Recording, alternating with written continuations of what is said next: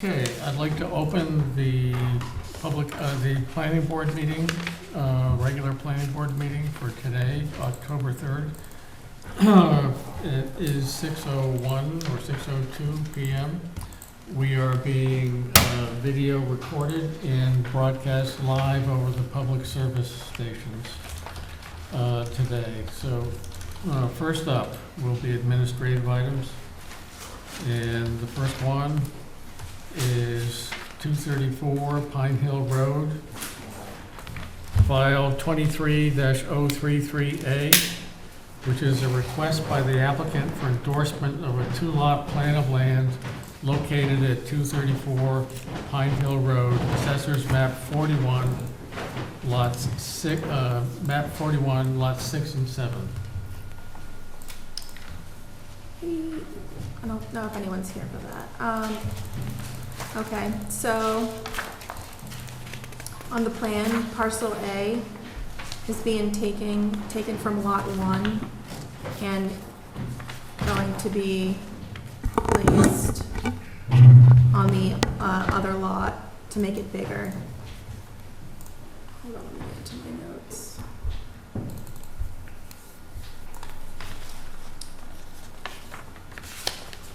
Yep. So the frontage, I'm not sure when these lots were created, but the frontage is less than 150, but the dividing of the lots is not on their frontage street on Pine Hill. So when you subdivide those lots, cannot even read my thing. So lot 6 currently has 89,639 square feet in area. Lot 7 currently has 41,248 square feet in area. So the addition to parcel A to lot 7 will increase the size to 53,051 square feet and will leave lot 6 with 77,836 square feet of area. So lot 7 will remain unbuildable as the plan indicates, as it doesn't meet the 60,000 square feet requirement, but it leaves lot 6 to still be considered a buildable lot with enough square footage.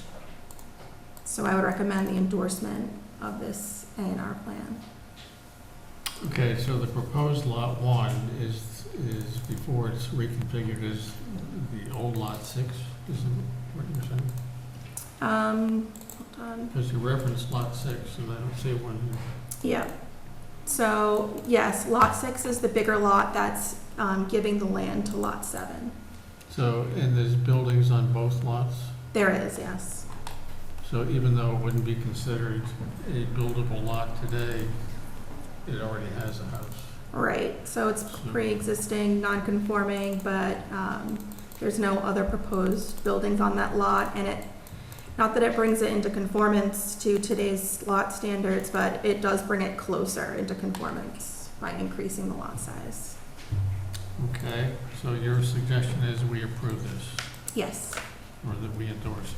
endorse it. Are there any questions? Well, they already have 2 building lots, right, with houses. Right. They're fine, I mean, they're pre-existing, non-conforming.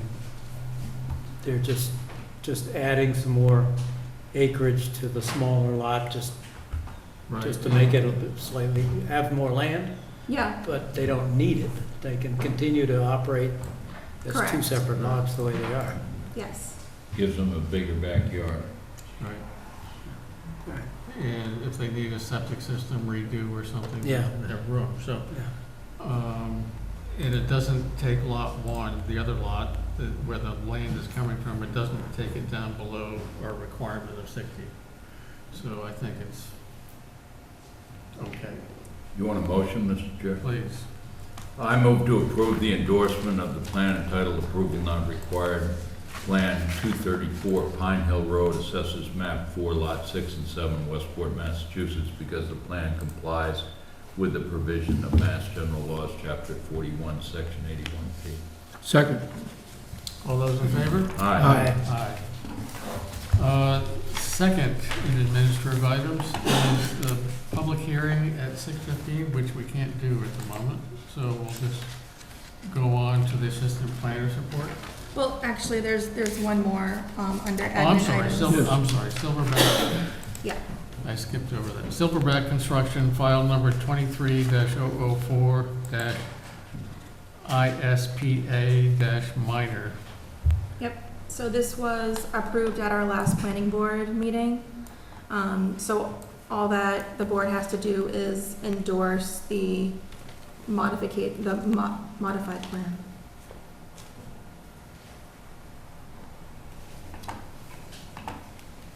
Okay. Go ahead. So this is the plan, and we just have to, is Yes, there a sir. motion required, or just sign it? You just need to sign it. You already approved it at the last Okay. meeting. And while we're doing that, the next item for administrative items is to establish a planning board policy to define time limits for public testimony. So, what are you suggesting? I think that Michael and I talked about it, and we think that it would obviously be situational depending on the public hearing or whatever subject is being brought up during the meeting, but I think that maybe a 5-minute time frame is considered reasonable for someone to get their point across or voice their opinion or comment. So maybe if they could just be advised, just try and stay in those parameters, it would be helpful. So I think there are two different approaches, and I don't think we could take it on a case-by-case basis. We would have to do it all. It'd have to be a policy that would be forced across the board, just in the interest of being fairness and complying with open meeting law. So you could have, at the start of every meeting, tell everyone we would like for your comments to be brief, and if you could try to keep it under 5 minutes, we would appreciate that. Or you can vote to have a policy to have, a specific hard and fast timeline to limit public comment. Okay. Comments from the board? Yes, sir? I think 5 minutes is an extraordinarily long period of time. And I think, I agree with both Amy and Michael that it, depends on what the issue is and what the subject matter is and how many people want to testify. But I would be in favor of 3 minutes. And if it's just one person testifying, the chair can always relax that. But if there's 20 people lined up, 5 minutes is an awfully long time. And I would, I agree with that. Many presentations and meetings limit first-time speakers to 3 minutes. There's time for presentations, and then commenters on the public hearing are limited to 3 minutes. And then there's an opportunity for people to speak again after everyone speaks. But I think a 3-minute time limit is a long time. I think the town meeting, what is the town meeting rule? I think it's 3 minutes unless you register that you have a formal presentation when you're allowed 10 minutes. I think if you mimic the town meeting, then something like that makes some sense. So you were suggesting 2 different options, so could you explain the 2 different options? Well, one would be an informal policy, it would just be a suggestion, and the other one would be something that the board could consider voting on, and it would be something that you as chair could enforce in a meeting. Since John brought it up too, we could have a policy that mimics what is done at town meeting. I would just need time to ask Steve to provide the specifics of what he does. I think it is 3 minutes. And also, I think if we have a public hearing that has a lot of public attendance, in order to give someone, everyone an equal opportunity to speak, we should have a sign-up page for public hearings, and if people want to speak, they sign up, and they should be called in the order in which they sign up. So it's just an opportunity to be both fair and organized in our public presentations.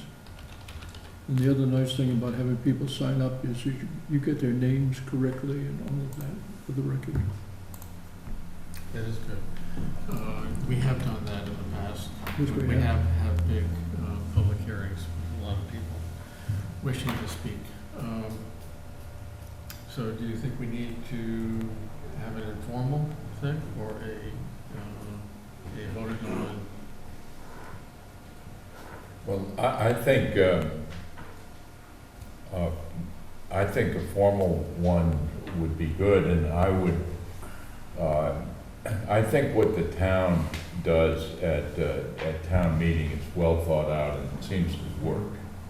And I think the purpose of saying that a thought out presentation gets more time makes sense, because if you're presenting, for example, a town budget or a list of properties that ought to be funded by Community Preservation Act or something like that, and you've got a whole series of slides, in our case it might be a development proposal, that's going to need more than 3 minutes.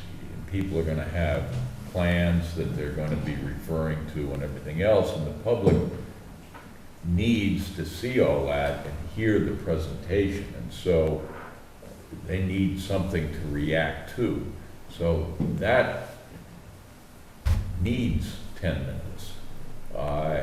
And it also might be that there's a presentation by a neighborhood group or that has thought a lot about all the reasons why they don't want something to happen, and they have put a presentation together where that deserves 10 minutes. So that's why I think the town has the policy of, if you have a presentation that you put together that gets 10 minutes, everybody else gets 3 minutes. And as Stephen Ford said, you'll find 3 minutes is a lot of time. So I think if I would move that you consult with Stephen, and our policy should mimic the policy that the town uses for town meeting. And it seems to work very well for the town. I think it would work well for us.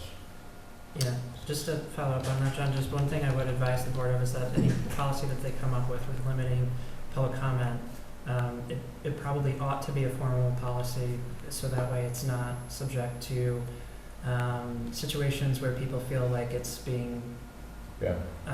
enforced in some circumstances and not in other circumstances. So if there's a formal policy that's voted on and it's, you know, it's in a document and people can refer to it, then that's what it is, and it's, you know, it's fair. Well, if we're going to comply with open meeting law, we have to have that. Right. So, and we must comply with open meeting law, unless you're the legislature. But that also, with the town, allows people 2 bites at the apple. It's just everyone's got to get 1 bite first. Right. So if we're going to get back to Steve Forrest to see how he does it, should we wait to see what that is? Or should we pass a policy now that complies with that, and we'll find out what all the details are? If my colleague made a motion, I second it. Yeah, my motion was to adopt the policy that the town has. I second that. Okay. Any more comments? All those in favor? Aye. Okay, now it's 6:15, so that we can do the first public hearing, which is 146 State Road, Burke versus Burke v. Twin, file number 23-030 SPA-minor. Is there somebody here for that? Yes. Could you identify yourself for the record? Yes, my name is James Burke. Nice to meet you, board. And could you give us your address? 146 State Road, Okay. Westport. and I'm looking for a change of use on the property. I currently rent and live in the house on the property, and I have a antique motorcycle restoration business. And I'm looking for approval to work off of the property.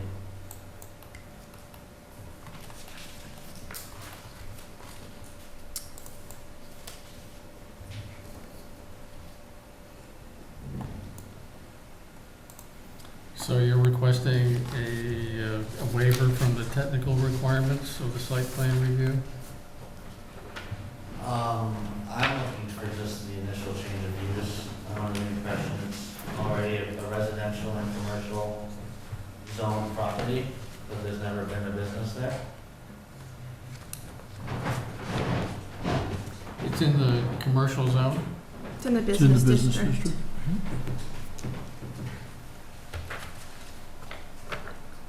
Mr. Chairman? Yep. Could the assistant planner provide an overview of Sure, the please. report, if you noticed? Yeah, it's, This one you passed out, and we've Yeah. actually been using a new report format yeah, for you all. it's actually right here. Jindy. There you go. So, the applicant is proposing a change of use to the property.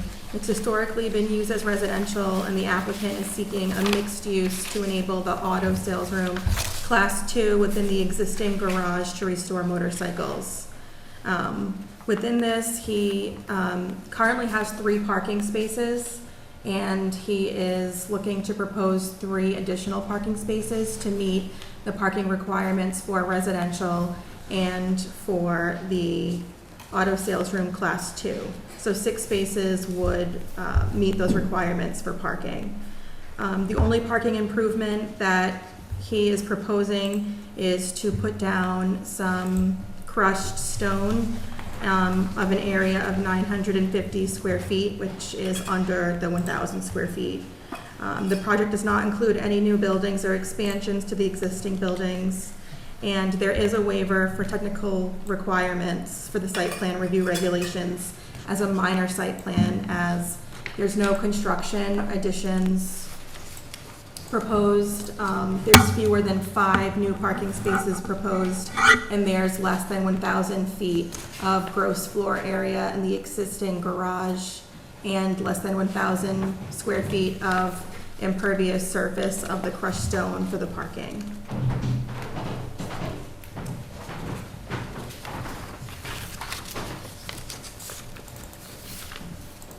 So I guess the question is mixed use allowable? I would say that it's in the business district. There's 2 dwellings on the property. You live in one of the dwellings on the property. There's proposed 2 employees, and I that, have one full-time. okay, which would be you? No, I have one, so 2 Okay. full. Okay. So, I don't see why there couldn't be a mixed use on this property. It's in the business district. He's not making any additions at this time. It's very minor. Everything is existing besides putting some gravel down for the parking. It's not detrimental to the neighborhood. There won't be overburdened by vehicular traffic. So, I so can what are your, Go ahead. I was just gonna follow up. I see what you're getting at, Jim. I think this kind of gets at what, one of the problems we have in our table of use regulations is that it's overly prescriptive, and that every single use that's in that table of uses, it needs to say yes, no, or, you know, it requires a special permit or something of that nature. I don't know if that necessarily applies in this case, because a mixed use it's more of a concept, it's not an actual use itself. And so the use that he's proposing is a permitted use in the business district. The zoning bylaws don't make any reference to mixes of uses. Well, at least in this district. So I think one of the thoughts that I have is that we don't really make determinations of whether or not the use, that should be up to the building inspector, correct? I mean, that's generally who does that. Right, so the building And is, so secondly, though, I think that what we have before us is to determine whether it's a minor site plan, and can we grant a waiver to some of the, even the restrictions for that, or the requirements for that, without getting into the use. mhm. Would that be correct? Right, yeah, so for the site plan approval, it's just the board, before the board is reviewing the site itself, and not the use. You're correct, the Right. building inspector does make a determination on the use. So, do we have enough information about what the parking spaces are like? Do we have a plan? Yes, we do. They're showing the plan.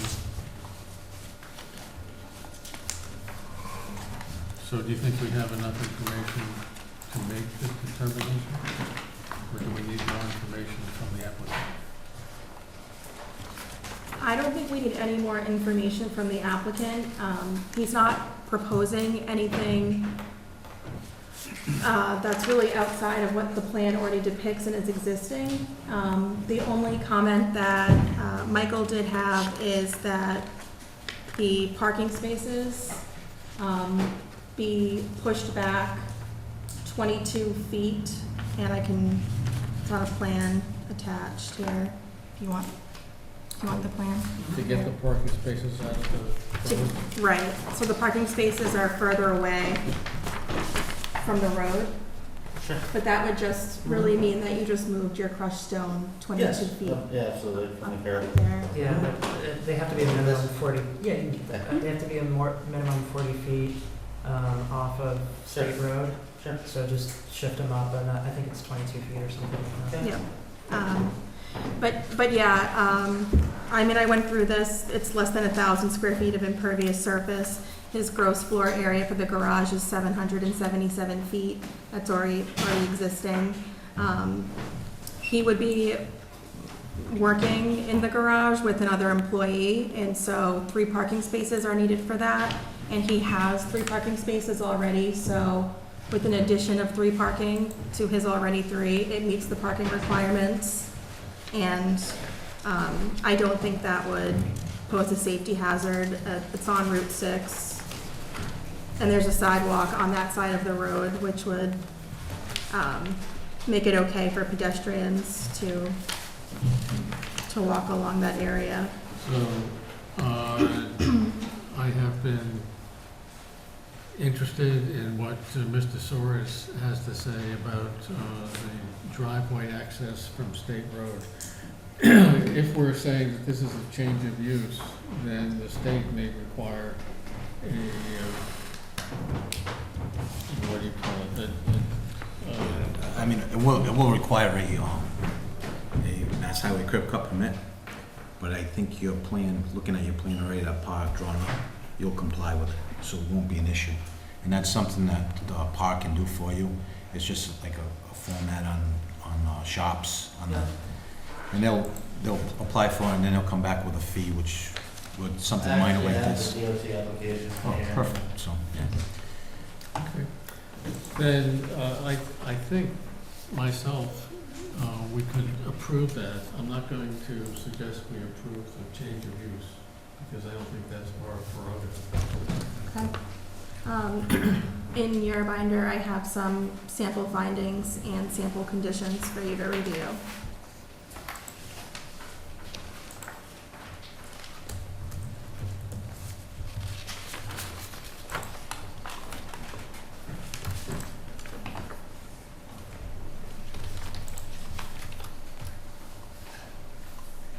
It was my understanding that the building inspector said that the change of use was cleared with the planning board initially, and then the building inspection and plumbing and all that came therefore after.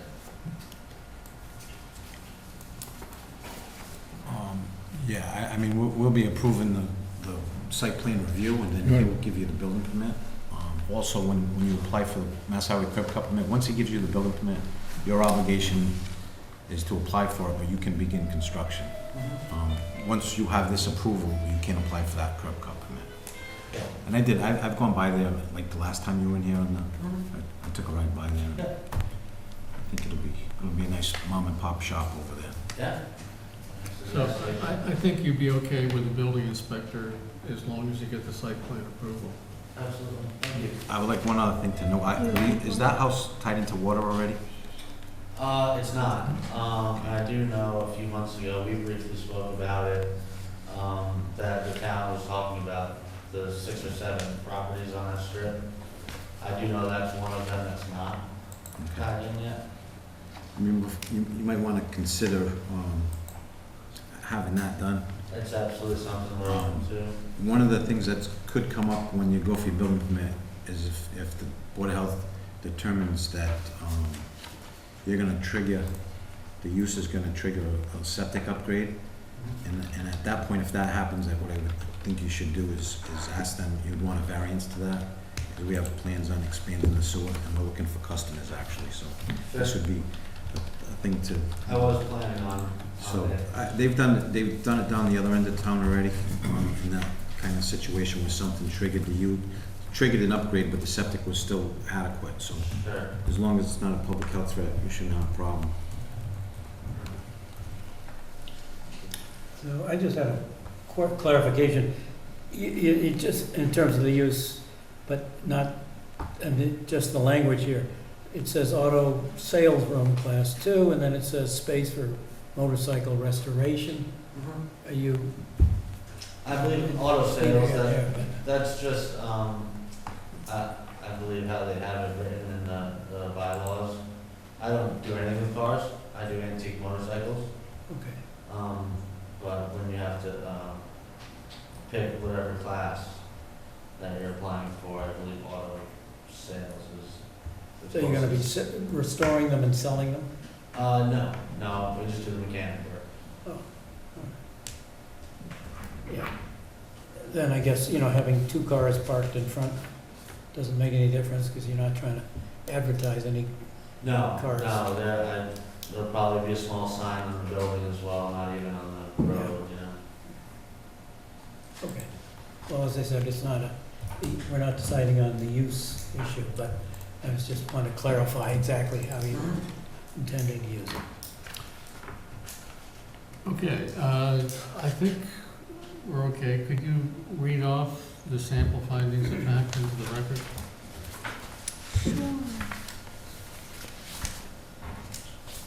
Okay. Sample findings of fact. The product as presented protects adjoining premises by avoiding adverse effects on the natural environment and abutters.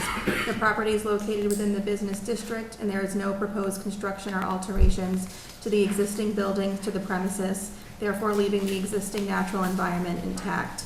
The only change to the property will be the addition of 950 square feet of crushed stone to accommodate the additional parking spaces proposed. All proposed work will take place within the existing garage. No loading areas are proposed and no signage is proposed, therefore avoiding adverse effects to the abutters. The project as presented provides for convenient and safe vehicular and pedestrian movement, and the location of the driveway openings are convenient and safe in relation to vehicular and pedestrian traffic circulation, including emergency vehicles on or adjoining the site. There are no proposed alterations to the location and opening of the existing driveway, and there is an existing sidewalk located along the state road on the same side as the property, allowing for safe pedestrian movement. There is a proposed maximum number of 2 employees on the premises, which will not generate any excessive amount of vehicular traffic. The project as presented provides an adequate arrangement of parking and loading spaces in relation to the proposed use of the premises. The required number of parking spaces per the zoning bylaws, section 8.3, for residential use of the property is 1.5 spaces per unit, and the applicant has 3 existing parking spaces, therefore satisfying this requirement. The auto sales room class 2 use of the property requires 1.5 spaces for each 1,000 square feet of floor space and 1 parking space for every 2 employees. The total number of parking spaces proposed on the property is 6, therefore satisfying all parking requirements for the proposed use on the premise. The proposed use will provide adequate methods of disposal of refuse or other waste resulting from the use permitted on the site. All work on the premises will be done inside of the existing garage, and there is an existing oil absorption system. Therefore, any and all waste will be confined and disposed of properly. The project as presented complies with all the applicable requirements of this bylaw, the rules and regulations of site plan approval, and the rules and regulations governing the subdivision of land to the extent applicable, unless explicitly waived by the planning board. Sample conditions. Any material changes to the approved site plan shall require planning board approval.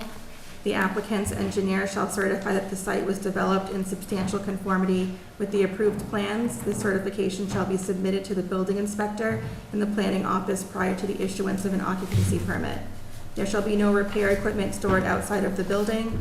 The maximum number of vehicles within the crushed stone parking area and driveway shall not exceed 6. The crushed stone parking area shall be shifted 22 feet northward to create an access connection from State Road to the parking area of 40 feet, and any and all waste resulting from the permitted uses of the property shall be disposed of properly and off-site.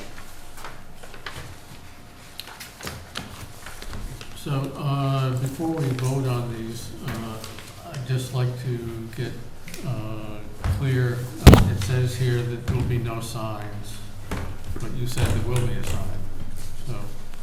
On the garage, eventually I'm sure I would put a sign on the building itself. It's just not proposed on the plan at this point. Mr. Chair. Yes, sir. On the plan, it says that one of the parking spaces will be relocated. It doesn't say where, and that's not part of the condition. Can you describe, Amy, how that's going to work? So I believe it's relocated into one of the 4 spaces on the side where it will be crushed stone. Okay, all right, so there are 4 spaces there and then 2, and that still fits when you move it up 22 feet? Yes. Okay.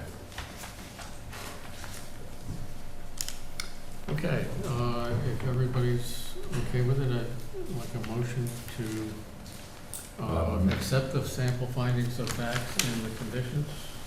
Mr. Chair, I move that we accept the sample findings of fact and the sample conditions for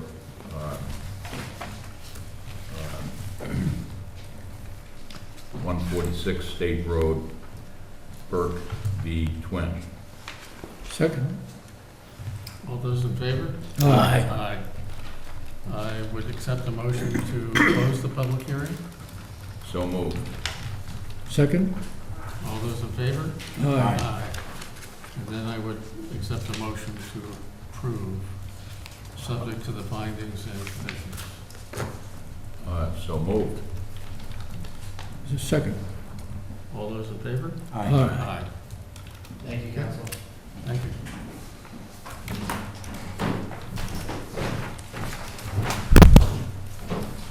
Next is the public hearing for Plat 21, Lot 8A, file number 23-028 SPA LID minor.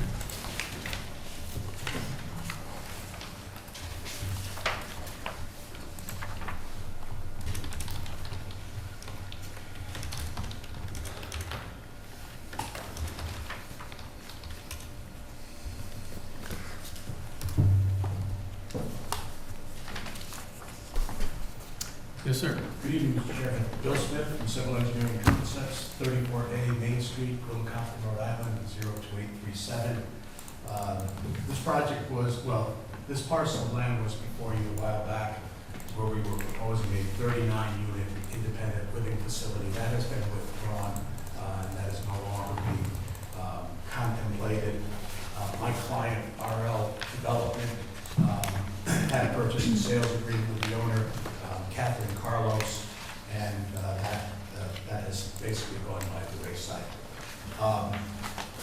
In preparation of the 39-unit ILF, Some clearing was done, some trees were cut, some stumps were removed, and that area is shown on the site plan, basically in here. And there was a gravel, stone roadway section that was added.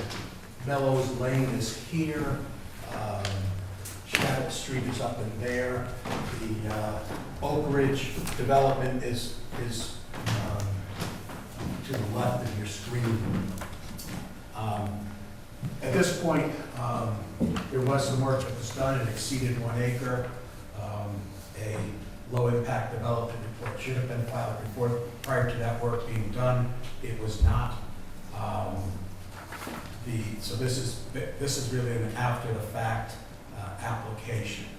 The area that's been disturbed is revegetating. There's a vegetated buffer that surrounds the area that was cleared for protection of the neighbors, for sedimentation and erosion control. The S.W. Cole, Derek, had gone out to the site. He had looked at it. I believe you have a copy of his report. It's got some photographs in it where you can see that the vegetation is coming back. There's a few areas where there's still a little bit of disturbed soil, where some roots were plucked out. That's isolated, small depressions on the property that's not causing any runoff to any of the neighboring properties. And we're trying to put the ILF, the low impact development requirement, take that off the table so that the owner who didn't do the work that the developer did can move on with things. Be happy to answer any questions that you may have. The developer is not here tonight. He had an eye procedure done and can't drive, and he's laid up. So you're representing the developer, not the owner, correct? That's correct. So planners, what do you say? So the low-impact development application, if this is incorrect, correct me. So you're not proposing to do anything to the property. You just want to leave it as is so it revegetates on its own. It has been revegetating, as you can see from some of the photographs that Derek had included in his report. We had gone out there after several large rainstorms. 3 inches was one of the storms, and there was no sign of any runoff coming off of the property, no siltation or sedimentation. So from a protection to the neighboring properties, I don't see that this is detrimental. When I was out there the last time, there were 4 deer and a bunch of turkeys, so it's from a habitat standpoint, it is recovering, actually providing a slightly diverse habitat than what was there. So we're not proposing to do anything. We're not adding any impervious surfaces. We're not doing any development. That's off the table. Okay. So Derek did go out on the property late last month, right after a rain event, and kind of looked around and did just looked on the site and did a review for us. If you want, I can read it into the record, or I can just graze over it, whatever you want, Mr. Chair. No, I think we have it here. Okay. So what I would suggest, and what I've put in my report, is basically the suggestions of what Derek outlined, that the straw, wattles, and hay bales be placed on some of the perimeter of the property, so no sedimentation and water comes off the property onto others. It was noted that there is like thick, dense vegetation between Lighthouse Lane and the Oak Ridge community along those sides. But I do think that straw wattles or hay bales, they're minimally disruptive. They don't require heavy machinery to be installed, but I think that would be beneficial to the property. And it was also noted that some household debris, shingles, and construction stuff was seen on site. So one of my recommendations is that all of that debris be removed. Derek suggested that a fence or a gate with a lock be put there, so no future dumping happens. I think that would be really beneficial. If not a gate, then at least some form of signage, or maybe some fencing area, something that would deter people from dumping their debris onto that property. I think that since it is revegetating, it probably would occur more because you can't really see it in there as much now that it's revegetating, so just so it doesn't get worse in the future. So you're suggesting two things. One, that there's a forestry gate with a lock, Yep.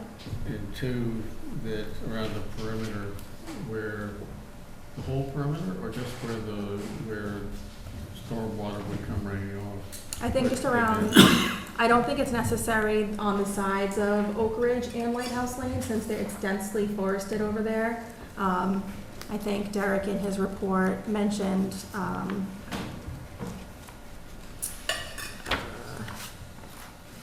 let me try to find it. It says around the site, along the site perimeter, so where runoff may occur, so. He's probably referring to the areas on the east and west sides of the site where there could be some stormwater issues. So we have that dense vegetation basically around the perimeter. The disturbance was in the middle. It's revegetated. The potential for any stormwater erosion, sedimentation is minimal. I haven't seen it after some pretty significant storms. You've got a ridge that runs through here, and pretty much this goes towards Oak Ridge. Honestly, we'd be happy to put a cable with a lock on it to prevent any dumping from, anybody being able to access the property. We need to give the fire department a key, we can certainly do that. But I respectfully request that we not be required to put the wattles or the hay bales around there. I don't see the need for it, and I think that's a unnecessary expense. I think that the site was cleared without a permit. A pretty good portion of that property was cleared without a permit. So I don't think that the installation of something to prevent sedimentation and water runoff is that big of an ask to mitigate what's been done to the property. I understand that it's revegetating, and that's great to hear, but in the event that we get a bigger rain event or something, or just for an extra safety barrier added there, just maybe give the abutters a little bit more peace of mind. So, what you said about putting a cable, I don't think a cable is sufficient. It's dangerous. If people are riding off-wheel things through there and try to go through there, and they don't see the cable, that's bad. So it should be a gate, as far as I'm concerned. I want to echo what you're saying. I do think it would be a really good gesture towards the abutting communities to have a gate installed there. I just want the board to know that that was a recommendation and Derek Mello's report from SW Cole. Yeah. It would be beyond the authority of the planning board to require that gate to be installed. That's not part of the low impact development zoning bylaw. But I do think it would be a nice gesture to the adjacent communities to have that gate installed, because as Amy mentioned and the report mentioned, that now that the site has been cleared, it's become a place where folks are dumping different kinds of materials. With my client not being here, I can't, we talked about providing some protection here so that nobody could get in and continue to dump. When he first started the project, there were actually two homesteads that were tents and, living quarters that were there that he's actually cleaned up. Not that that's an excuse for any of the work that he did without the permit, but, the site has been kept reasonably clean. It looks like there's some old tile that was up there. He was out there the other day, couldn't find it, so either it's been removed or I'll ask Eric when I see him later this week exactly where that was, so we can clean it up. And I hate to burden your agenda, but can we continue the hearing until I talk with my client as far as what he would propose for those areas? And maybe I could talk with Derek and see if there was a specific area in mind that he wanted the additional protection provided. Of the hay bales? Yes. Mr. Chair. Yes, sir. My thought is with the unauthorized clearing and the roadway, what the developer has created is potentially an attractive nuisance. And therefore, as the assistant planner has suggested, a gate is warranted. Now, there may only be one pile of shingles there now, but if you've ever listened to Arlo Guthrie's Thanksgiving song, I listened to a talk that says 1 and 1 is 2, right? No, 1 and 1 isn't 2. If you have one pile and you add another pile, it's still one pile. 1 and 1 equals 1. So it's an attractive nuisance, and it's only one pile now, but it's going to become more. There's going to be tires, there's going to be whatever. It'll be an attractive nuisance. So nip it in the bud with the gate.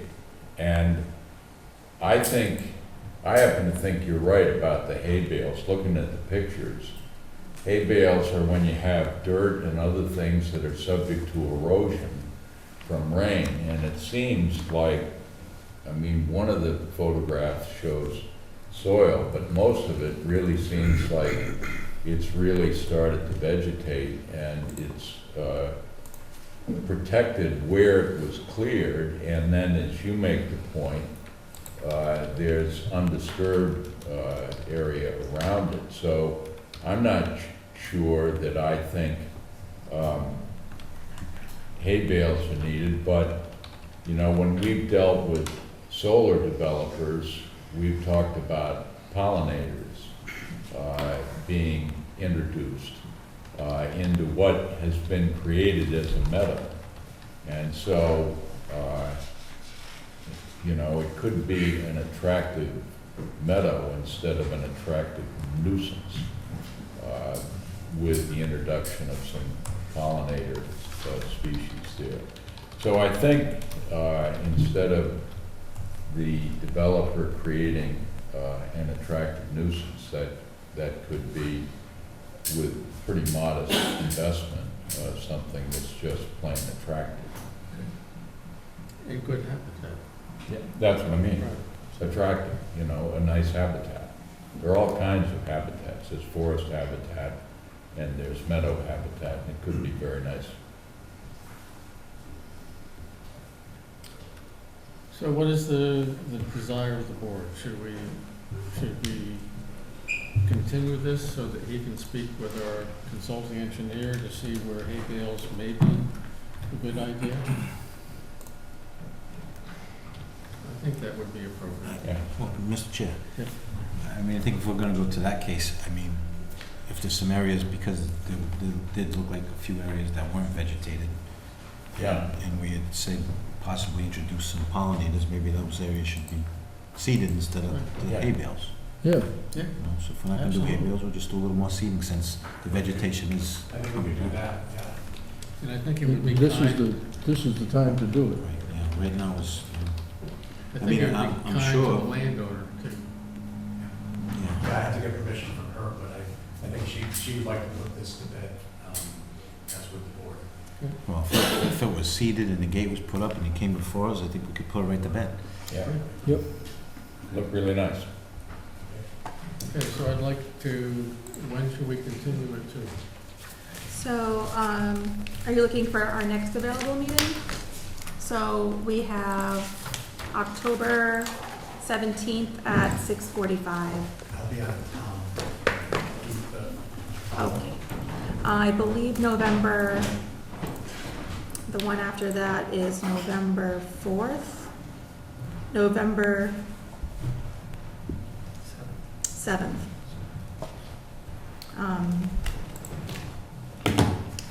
I don't know if we have public hearings already scheduled for that. Okay. So we can put you on for, Let me check this, our agenda. okay, I'm not sure if it's ahead there yet. We have a planning board on November 7th? It's actually November That's 14th. election It's the day. 14th. Yeah, November. November 14th, it's election. November 14th, right? I know we have some public Before we hearings. continue it, this is a public hearing. Is there anybody here who would like to comment? Yeah, I do. Okay. You first. Is that first?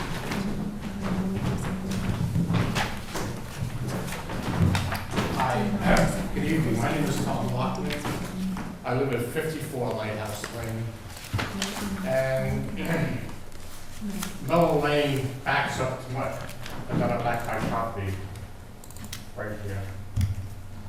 And this map doesn't show it, but there used to be a road, a dirt road that went down and up. And when they did the site work, they created a situation where they, for some reason, the water is going this way. The road used to, on the left going down, used to drain down, but nobody noticed it because there wasn't that much water, but the road was more or less dry, except for up in here, a little one spot. But what's happened with the site, I don't understand, because everybody keeps saying, oh, I visited it. And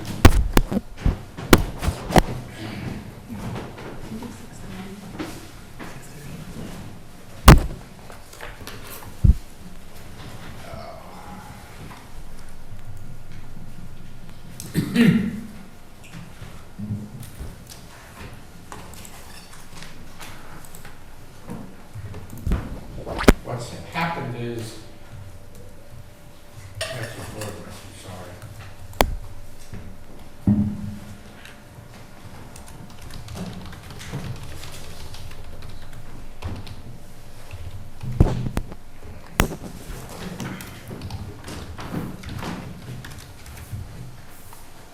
This is how when the ground is frozen in January, February, March, that's what you have.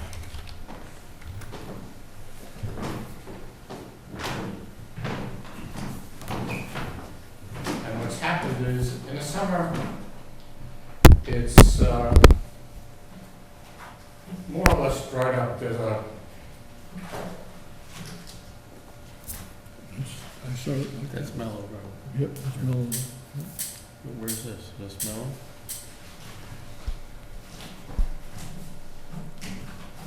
Where are they asking? Sir, where is this picture? that's on Mellow Lane, you're looking west towards Oak Ridge. It's on this bottom of the property. And if you measure it out, the rock is about 250 feet, that big rock, is about 250 feet from the Mellows Lane, so it gives you an idea of the amount of water. And that's what's there, but I got incredible amount of water come through my property, and just a bare minimum amount of it hit. Sorry,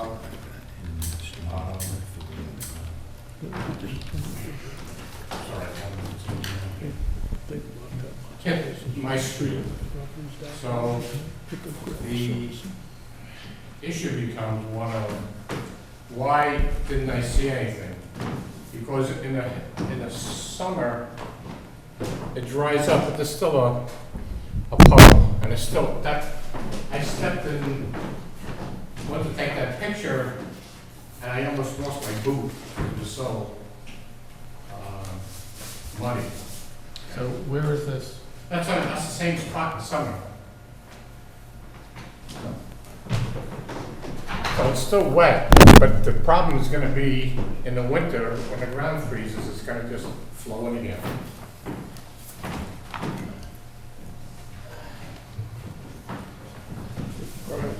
So you have a permanent problem that requires a permanent solution.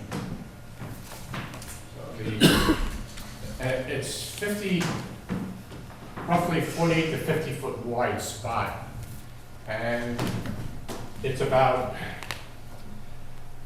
it narrows to about, goes back about 75 feet narrows, and then goes out to that rock, and it just fills up with water. But the water goes all the way into Lighthouse Lane when it starts flowing. I have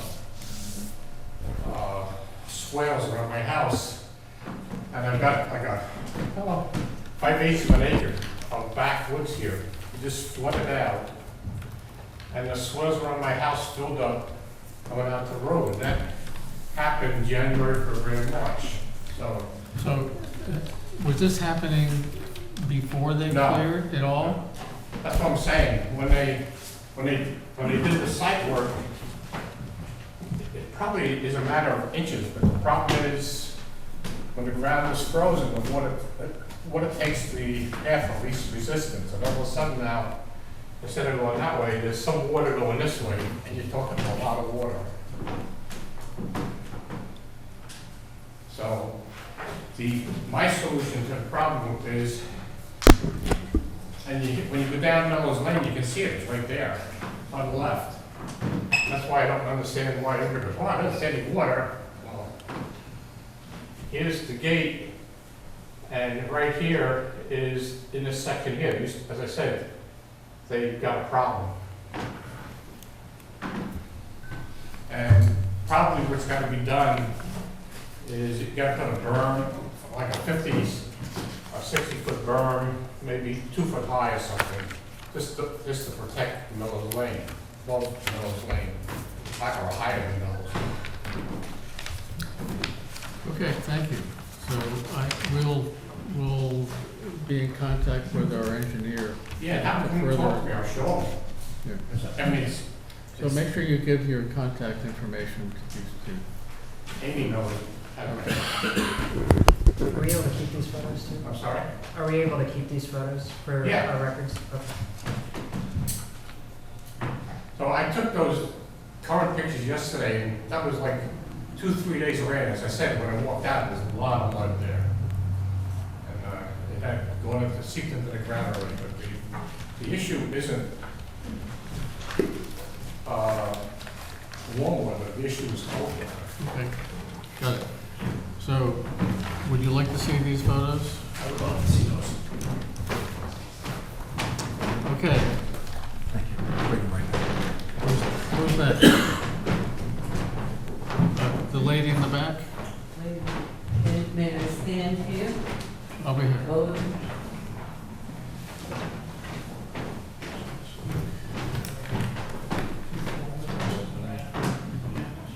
I hadn't planned on saying anything, so it's just, I'm the abutter on Oak Ridge. Excuse me, You take the boundary that's. Sir. Sir. Come down about 75 feet. sir? Sorry. Ma'am, can you also Sorry. please identify yourself? Can you please identify yourself for the record? Your name? Diane J. Sylvia Thank you. and 8 Crestview Drive in Oak Ridge. Okay. We are, the back portion of our house faces that not cleared area that they left. But what he did clear out was the highest point, and we all know that water runs down. And just like the gentleman said, our backyard, sometime in the spring, March, April, I can walk out there and the grass is very mushy and it's got water over my shoes. more so in the winter, also if we had heavy rain. Because what was cleared was the highest part of that land, and so the water runs down, and it runs down into our area, because we at Oak Ridge are much lower than where they are. Right, And also, when you talked about the gate, that would be very helpful, because we now have become, motorcycle bikes and, Yeah. I mean, they're moving and moving all the time around and around, because they come in and come out at Shabbat Street. So that gets pretty annoying as well. So is there a place off of Chavit Street that a gate would help, or is it all Oh, yeah, wide at the open? beginning, when Mr. LeBlanc did it, he made a road off the road, Right, and he made that road and made it go all the way around. Well, what he did, there was a wall going across there, and he dismantled the wall to get all his vehicles in and out. That's never been put back. but I think- that's on your property, right? No, it's much higher than where we are. This was an easement off of Shabbat Street, that was the original entrance, you people walked it Right. when you came to visit us. So it's our easement, our property that he was using to get on this. There's a whole width that was cleared here, but it could be a gate, there's an elevated area as you come in that he put in stones. So you could have, you'd have to have a gate, but it would be on our property, probably for our control. But just last week, there were two four-wheelers buzzing up Shabbat Street and then getting into the property this way and probably going all over the place. But They go around the whole square road Yeah, that he cleared to get his vehicle. right. Now they're doing, and mine is this one right here. So that they go around and around, it's very noisy. Also, like I say, it's in the spring, like the gentleman said, that our backyard, since he's done that, becomes like a sponge under the grass and stuff. So whatever they could do to stop that drainage, and it comes under, you don't see it like a waterfall, it's underground, it's the whole ground. And in the back of our yard, the hill is high, but this continues where he cleared it to go uphill. So it comes down right underground. So it must have done this before he did this a little bit, No, not even in the winter, no. It- March? Well, I don't know before we built the house, but once we built the house, he had no drainage whatsoever behind us. Right, And he came back and did exactly what I think the town, somebody made him do, put drainage in there.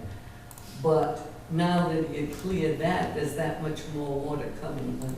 Okay. It's following the same path as what it did before he put the drainage in. okay, thank So you. there's two things. What he said was the same thing, only on Oak Ridge side. Gotcha. Thank you. Anybody else?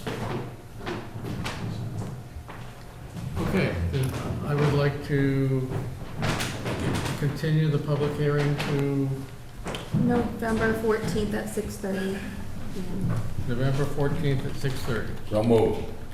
Second? All those in favor? Aye. Aye. Thank you. Thank you. Next is public hearing for 82 High Ridge Road, file number 23-023 SP-FF, continued from September 19th, 2029. Mr. Leach. Sean Leach, Northeast Engineers, representing Eric and Julian Reposa, 82 High Ridge Road. I'd first like to sincerely apologize for not being at the previous hearing on this particular thing with miscommunication, my misunderstanding of the communication of when the hearing was, so I apologize to the board for that. But we're here tonight because there was a correction that was pointed out by a butter on a particular property line. I had shown originally from here to this bound, and it was supposed to go to this bound. What it did to affect the subdivision is actually nothing. It still remains 3 lots. It still remains 3 lots that meet the flexible frontage requirements under the town's bylaw. It just decreased This lot 3 where it has the existing house slightly, but it still meets the requirement of flexible frontage. I think before we had 90,000 something square feet, and now it's 86, but that still meets the requirement with the amount of frontage, which is 104 feet. Starting from that particular thing, coming around the cul-de-sac, it also, both these lots have more than 50 feet of frontage, so they meet the requirement of the frontage. And because they are, fairly large area, 8.3 acres, basically 5.8 acres, they both meet the area and upland requirements under the flexible frontage bylaw that the town's passed. I believe this corrects the previous plan and straightens out any misconceptions of what has happened prior to this here. Worst mistake you've ever made? No, the worst mistake I ever made was not getting a government job. No, it was inadvertent. The guy who counted it, and I didn't catch it, went to the wrong bound, essentially. These 2 fillet bounds that exist, it was a simple mistake, these property lines. I mean, this whole odyssey that we've been on, as you know, a year and a half ago, we were in with, several plans, and we thought this was the best, and I think that's what the planning board preferred. The property line going around in this area is completely screwed up, for lack of a better term, and there were title issues, and it took us a long time to deal with it, and that's why you missed the obvious, and you concentrated on the details, so to speak. And so it's not a mistake, as I look at it, it's because it was caught and corrected, and now everything is where it's supposed to be. Okay, planners? Yep, so, nothing has really changed from my report from the last time till this time, because this is a new filing, so, all we're looking at is the new corrected plan that was given to us, and that was just dealing with the frontage along Lot 3, which has been corrected, and that amount of frontage with the existing house still has enough uplands and square feet for flexible frontage, along with the other 2 lots. All 3 lots, and this filing meets the purpose and intent of the flexible frontage bylaw through design standards and the frontage reduction. Can I just ask a question here? So you say it meets all the requirements for flexible frontage, but just to back up a minute, can you remind me why we decide as a board that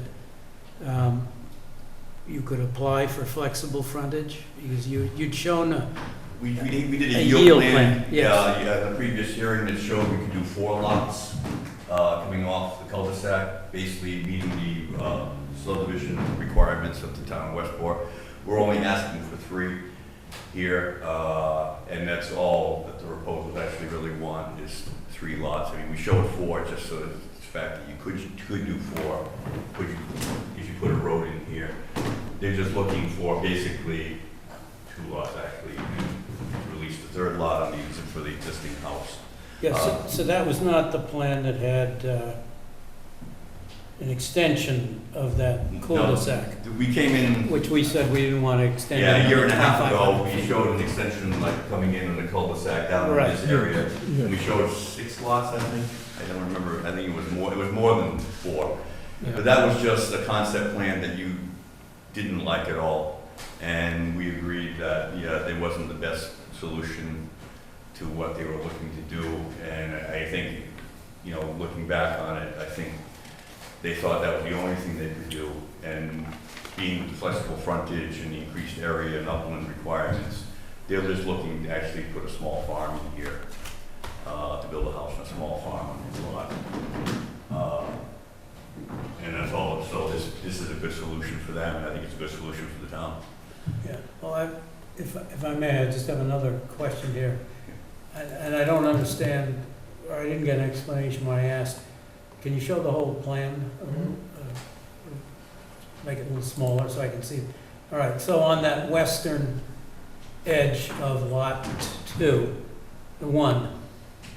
Yeah, there's that slice that comes from Pine Hill Road that abuts the property, and it says it's owned by, or it's part of the Westport Land Conservation Trust. And do you have any explanation of what that is? That was How a that lot, came about? I believe it was the Rodericks over on, who lived next to the vineyard, actually owned that lot at one time. And that was given to the land trust. It's kind of an odd piece, it's about 1.5 acres, and it was just kind of floating in space, so to speak. And I think it was given to the land trust, or willed to the land trust, and they just took it. It's upland, mostly upland, and it's a usable lot, but it's a very small lot. It Yeah, doesn't have- so I suggested at the time, you know, you've got more than enough, you've got more, for each of these lots 1 and 2, you've got more than 180,000 square feet. If you created another non-buildable lot that consists primarily of these wetlands in the back, because they're really of no value, I don't think they add any market value to the price of those lots 1 and 2.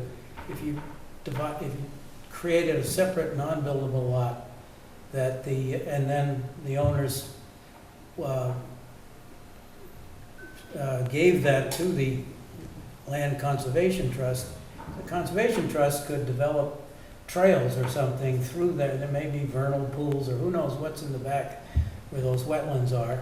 There could be walking trails, and it could be a very, and you'd have a little parking area out on Pine Hill Road, and you can go in, and now you've got a very nice sort of natural resource for the town, and it would be accessed and enjoyable to the people who abut it as well. So I'm just wondering why that suggestion wouldn't appeal to the current owners. I know you can't probably answer that, but No, I would can like tell to- you that being a wetland, it's not just vegetated wetlands, it's severely wet. There's standing water a majority of the time back there. But also, the land trust can't be a part of a land development scheme. They could come in next week and do a Form A plan and say, okay, we're gonna draw a line like this and give it all to the land trust. But they can't be part of. No, I'm not suggesting that. I'm suggesting you create another lot, a 4th lot, That, that they I then don't disagree that that give would to be the a good land idea. trust. I think it would be a good idea because that is unusable land. But you're saying, Mark, lot 1 and 2, right? Yeah, Yeah, you're you saying take this the back- portion here, Yeah. Right, right. right? Yeah. It could be done, it would leave enough area, I'm pretty sure it would leave enough area in both lots. I think it's 92,000 square feet upland. This one would need some of the wetlands to meet the area requirement. But it would be enough for, yes, you could take a significant portion of that. I mean, I've seen the DNRT has elevated little walkways through these wetlands, and I think maybe the Westport Land Conservation Trust has that as well. It just strikes me as being an opportunity, a missed opportunity, to take what is kind of a useless parcel for the land trust and attach it to another natural resource area and create some public amenity, further, larger public amenity. Yeah, Little Compton has the same thing. Little Compton, in the middle of Little Compton, they have a raised walkway through the woodland, wetland area, down behind the tennis courts. It's quite nice. But you'd have to get a lot of permissions to build something like that in the wetlands. They do allow it. Okay. Any more questions for Mr. Leach? Comments? Just Okay.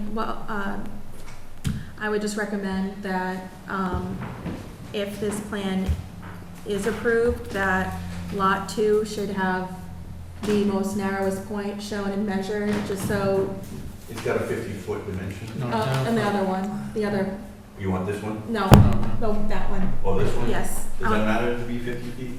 Well, the lot can't be less than 50 feet in width at any point, so, Okay. It would be is good to- 50 feet, it is 50 feet. okay. I thought it was just 50 feet between the frontage and the buildable area. No, I think it's the lot in general, the lot can't have I'll any. defer to you. Okay. So is it my understanding that you haven't had the wetland line delineated and accepted? It's being submitted, and I don't know if it'll be in the next hearing, but sometime in the near future it will be. We have a biologist flagged the wetlands and did a wetlands report with soils and everything, so I'm fully confident that it's a correct line. But we have built in enough upland area to make, any room for margin of error, but of course it has to be accepted. Okay, So we don't have a problem with that. my comment would be that if this is accepted, that the final plan would have to incorporate the approved wetland delineation line from the Conservation Commission. Also, is there, I don't see any on the plan, but do you have any clearing area proposed? No, we do not. We are assuming because he wants to turn the farm, that the majority of this will be clear. If he wants to show it on the plan, we can certainly show some kind of, with a buffer if necessary, if you like, some kind of 20-foot buffer or something along that line. I'm not sure what you'd be looking for on that, but I think it would be amenable to that.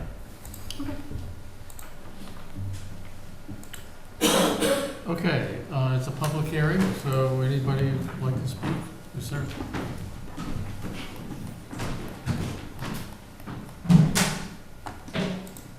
My name is Raymond Rodericks. I live at 73 High Ridge Road. Now, I have a couple of questions for Can the you, board. can you point out which lot is yours? Which lot do I own? Yeah. Okay, this is right here. Okay. All that in there. I'd like to speak questions to the board and to Mr. Sean Leach. We are here, and I have written this, we are here today having this meeting because of my efforts to notify my neighbors of obvious boundary errors and a great deal of luck. And maybe we'll explain that later. I would think that in order to produce the proposed map dated 6/26/23, which is before that, the flex boundaries for lots 1 through 3 for our proposal, which you did not present at the planning board on 8/8/23. I didn't see any real maps there, maybe it was on the computer. That you would have had to have looked at previous or original maps approved by the planning board. And I'd like to know how you produced the map 6/26/23 that was actually, there are 1, 2, 3, 4, 5 boundaries that were incorrect. And he seems to think it was a mistake. Fine. But I look at this and say, like I mentioned before, and I'll mention it again. When we had a meeting 8/8, Sean Leach said that the flexible boundary over there for lot 3 was 132. I objected and said it was 104.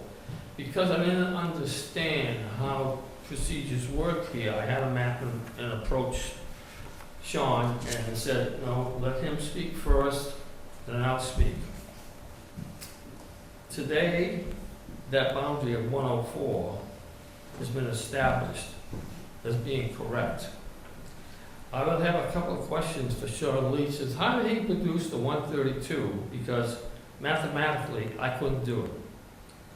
If you have a 6th grader look at the map that he produced that was an error, it's obvious, and I gave it to you, that the flexible boundaries, if you did it right, it's 136, not 132. Yet, he signed it 6/26/23, saying it was 132 for lot 3. I'd like to be able to find out how he did that to begin with. And as far as he making a mistake, I said previously, it was a great deal of luck. Let me explain that. 2 days after we had the meeting 8/8, I had a meeting with my neighbors. And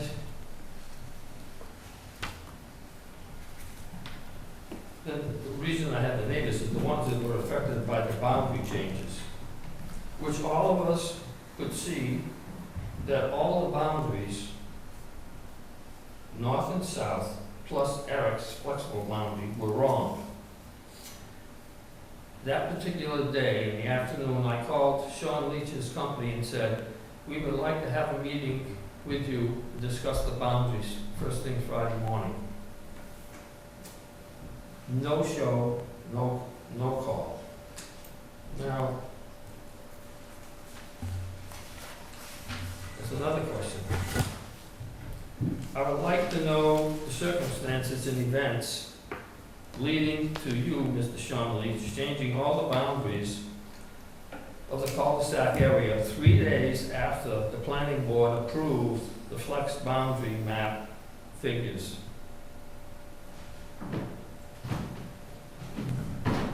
Basically, it was pointed out to me on a check because of that particular hearing that this line that starts over here and goes to this bound, is supposed to go to this bound. So I think I emailed the assistant town planner, I want to say sometime either the night after or the second night after, that there was an error in the plan and we would need to refile that particular thing. Yes. So, I understand that, but. And we're not talking to each other, you're talking through the chair. Okay. Well, you're avoiding one particular thing, Mr. Sean Leach. My neighbor, Jason, happened to talk to his father, who knows Mr. Sean Leach, and said on Friday, which was 3 days later, I'd like to have a talk with you, because my son is very concerned, and I gave you pictures of Mrs. Jason Burberry, concerned about the fact that the boundary, his boundary right here was incorrect, was at his mailbox, and this curvature and that curvature is 31.42 feet. That's my property, that's his property.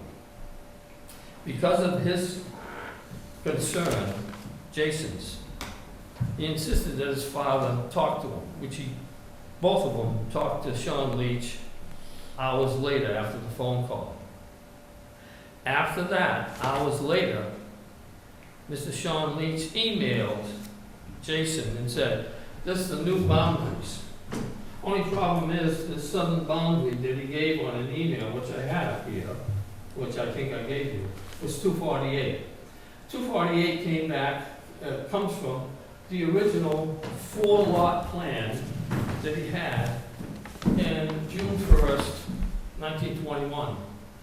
So that 248 boundary, and that's his boundary, the southern boundary, was there until he finalized the map here, which is now 209. Now, the original map approved by the town in 1987, all these boundaries have now been restored to the original boundaries, which I complained about the first meeting, that all these marks, all these boundaries, and all these, well, it looks to me like very, well, I don't know about sloppy, but careless stuff, because like I said, you did not prove to me how you get 132 on the map. You signed it 132, it says so right on the table. Yet if you look at the map, and if you bring up the old map over here, you can see it can't be 132 mathematically, it's 136. So there's two mistakes to begin with. And like I said in the original meeting, was 104. And the reason being is that the 104 would compensate here. This is 209 feet. When you take away 54 and you take away 50, you have 104.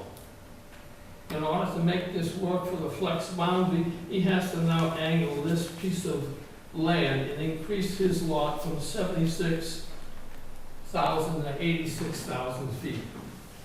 Now, my problem with all this is,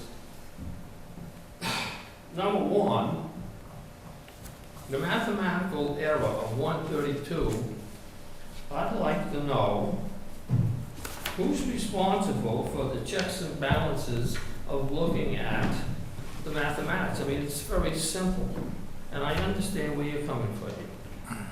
But I get the impression you can't ask any questions, you can't challenge anything, you can't say anything is just given. Where mathematically you look at it, it was obvious to me when I got the map that was wrong, it's impossible to get 132. And John Leach still doesn't answer the question as, how did he arrive at 132? So, you know, Mr. Chair. we've heard from you for 3 meetings now at least. I understand that. And throwing around all these numbers, which really they have corrected. And this is a public hearing about this application, and it's not about what happened before. So, do you have any questions about this particular Okay, application? now let me explain my take on that. From what I understand, the board passed this flex plan, his flex plan that was wrong, 8/8. So what my understanding is this: if the town clerk stamped the planning, and we're talking now 8/8, and then 8/10, actually, 3 days later, Wednesday, Thursday, Friday, Sean Leach changed the boundaries. And the reason he changed the boundaries is that my information has it that the original plan that the town approved in 1987 was given to Sean Leach along with the plan that was in error that he signed 6/26/23. And when he saw it, he said, it's all wrong, and he changed it. This is what I'm hearing. This was all done 3 days after the board planned it. Now, my problem with all this is, and here's where we talked about my last statement. And good thing I have a great deal of luck, because otherwise, according to the planning board, I'd have to go to land court. If I go to land court, that's going to cost me thousands of dollars to change a boundary that was carelessly incorrect to begin with, plus the other boundaries that were wrong. They've been changed back to the old boundaries. So that leaves me with a problem. I'm going to spend all this time and money so I can prove that my boundaries are correct, because now the boundaries to the town is public record. You leave me no choice, or he leaves me no choice, in order to correct or receive the money that I lost in trying to prove my point. I have to sue the parties involved. I am not going to spend all that time and money without being reimbursed. Plus, the aggravation of going through something like this is needless because of what? I originally said no checks and balances. And that's what I'm referring to your question. It's all said and done. No, it's not. We are here today because of my efforts. And I got lucky to mention to my neighbor the problem, and he contacted Sean Leach. And if it wasn't for that, I'd be going to land court. And if it wasn't for that, sooner or later, I'd have to sue the parties involved. And not only would I be suing it, so would Jason be doing the same thing. Because he brought it up, and I agreed with him. We're not going to spend all that time and money and find that this is not necessary. And that boundary, I have pictures of it. I showed you where the boundary of the mailbox is located. It's pretty obvious. If you look at an old map and you look at what Sean Leach did, and that's exactly what I was told why he changed the boundaries. 3 hours later, or something like that, and he sent an email to Jason saying it was okay, and Jason sent me an email. So I have that. You also have that too. So that's the reason why I'm making this appearance, because this is very serious stuff over an error that should have never happened. And You I'm think saying- this plan is accurate here? Yes, it is. You think this plan is accurate? Yes, it is. Yes, it is. Okay, so if someone makes a mistake and they correct it, is there a problem correcting mistakes when? No, it's got nothing to do with that. Oh, The mistake was made because of my efforts And he corrected it, and you think this plan is accurate? No. That's all I wanna know. You I think know this you, I plan is understand accurate? where you're coming Thank you. from, Mr. No, that's all right, John that's Rowland. all I wanted to know. Okay, fine. But here's my problem with it. I asked him, Believe me, I know what your problem is. I've heard it, as our chairman said, for 3 meetings. I know what your problem is with Is it. that my problem that I'm here for 3 meetings? No, I know what your problem is. All I wanted to ascertain is, you think this plan is accurate. That's all I wanted to know. Oh, I know. It sounds like, let's move on. That's what it sounds like. It sounds like Democratic Party. So No, I'm we're just having, making a point. we're having I'm a. trying to make a point that this has got to be. I'm Sir, speaking. Sir, you need, Mr. Chairman, I have a question. I have a question of Mr. Leach. Mr. Leach, have you changed, either on the prior plan or this plan, the layout of the subdivision road? No. All right. And the gentleman who has been speaking, isn't he the abutter to sort of the northwest of the parcel? Yeah, he owns Yes. Has anything on that parcel changed from the original subdivision? No. So your property has not been changed or affected at all? It was affected when he. No. Oh, you're talking, I understand where you're coming with this. No, let me, whether you understand where I'm coming from or not is not important to me. What is important to me is to see if you were harmed by any of the work of Mr. Leach, and did we make some error? It looks like the subdivision road hasn't changed, your property boundary hasn't changed, the error that he admits to making in the plan of drawing the line to the wrong. We listened to you for 3 meetings, and I sat and watched the broadcast of your testimony, and Mr. Leach. and so he corrected that error. So the original subdivision lines all stand, and all we're doing is adjusting the lot lines within the property abutting yours. And my question was never answered. Mr. Chair. I said to Sean Leach. Excuse me. So, I agree 100% with my colleague here. That's good. And I want to put something in kind of layman's terms about Mr. Leach's error. It's like a typo. That's how simple it was. And he corrected it immediately once he found out. It didn't change any of your boundaries, it didn't change anything. And that there was nothing different from the plan. It was a simple typo. My question was this: how did he change, and what was the circumstances and events that caused him to change and fix these errors 3 days after you signed it? He did not answer that question. I answered it for him. And we got lucky because of Jason's father contacting him.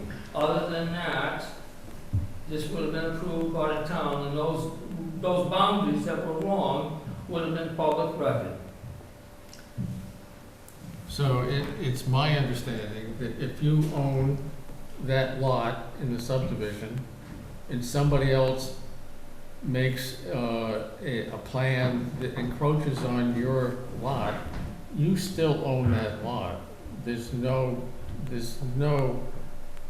change to what you own. You still own that subdivision lot with those boundaries as you bought it. I May think I that is speak then? correct. Yeah, I believe that is correct. And all of this math comments and reviews and all of that are all plan changes that don't affect his lot and occur on the Mr. Leach's client's property. And so they could draw those lines anywhere that is compliant with our rules and regulations. And I've reviewed this, and I think this plan, both from the prior submission of 4 lots, this plan is compliant. The minimum frontage is 50 feet. They all have the appropriate area. They are fewer lots than could have been developed if they extended the road. This is compliant with our rules and regulations and should be approved. So I have a question for the board. My question is this. Had the boundaries that were incorrect been approved by the town clerk, and according to the town clerk, and according to the town administrator, those boundaries now become public record. And those boundaries, according to the planning board, if I had any dispute about it, and I have the deed to prove it, would be, for me, in order to correct the boundaries that were wrong, I'd have to go to land court. That's what was said to me. And that was said to me the day after the planning board approved this. And because of my efforts to alert my neighbors to the errors in the boundaries, we have Friday afternoon in which Mr. Leach was contacted with somebody he knows. Otherwise, we have the town clerk approving it. That's the way I understand it. And I understand it by talking to a lawyer that I was going to use, who had 40 years' experience going to land court and going everywhere else. And because I have people that I know in the real estate business, I was able to procure this man's advice. And he said, that's how it works. Once it's approved by the town clerk, now you have to lawyer up. You cannot change the boundaries, even though my deed says I own that land. And the difference between, and it's not only that, the old plan has a boundary marker right here. So, Sir, you continue, but I don't,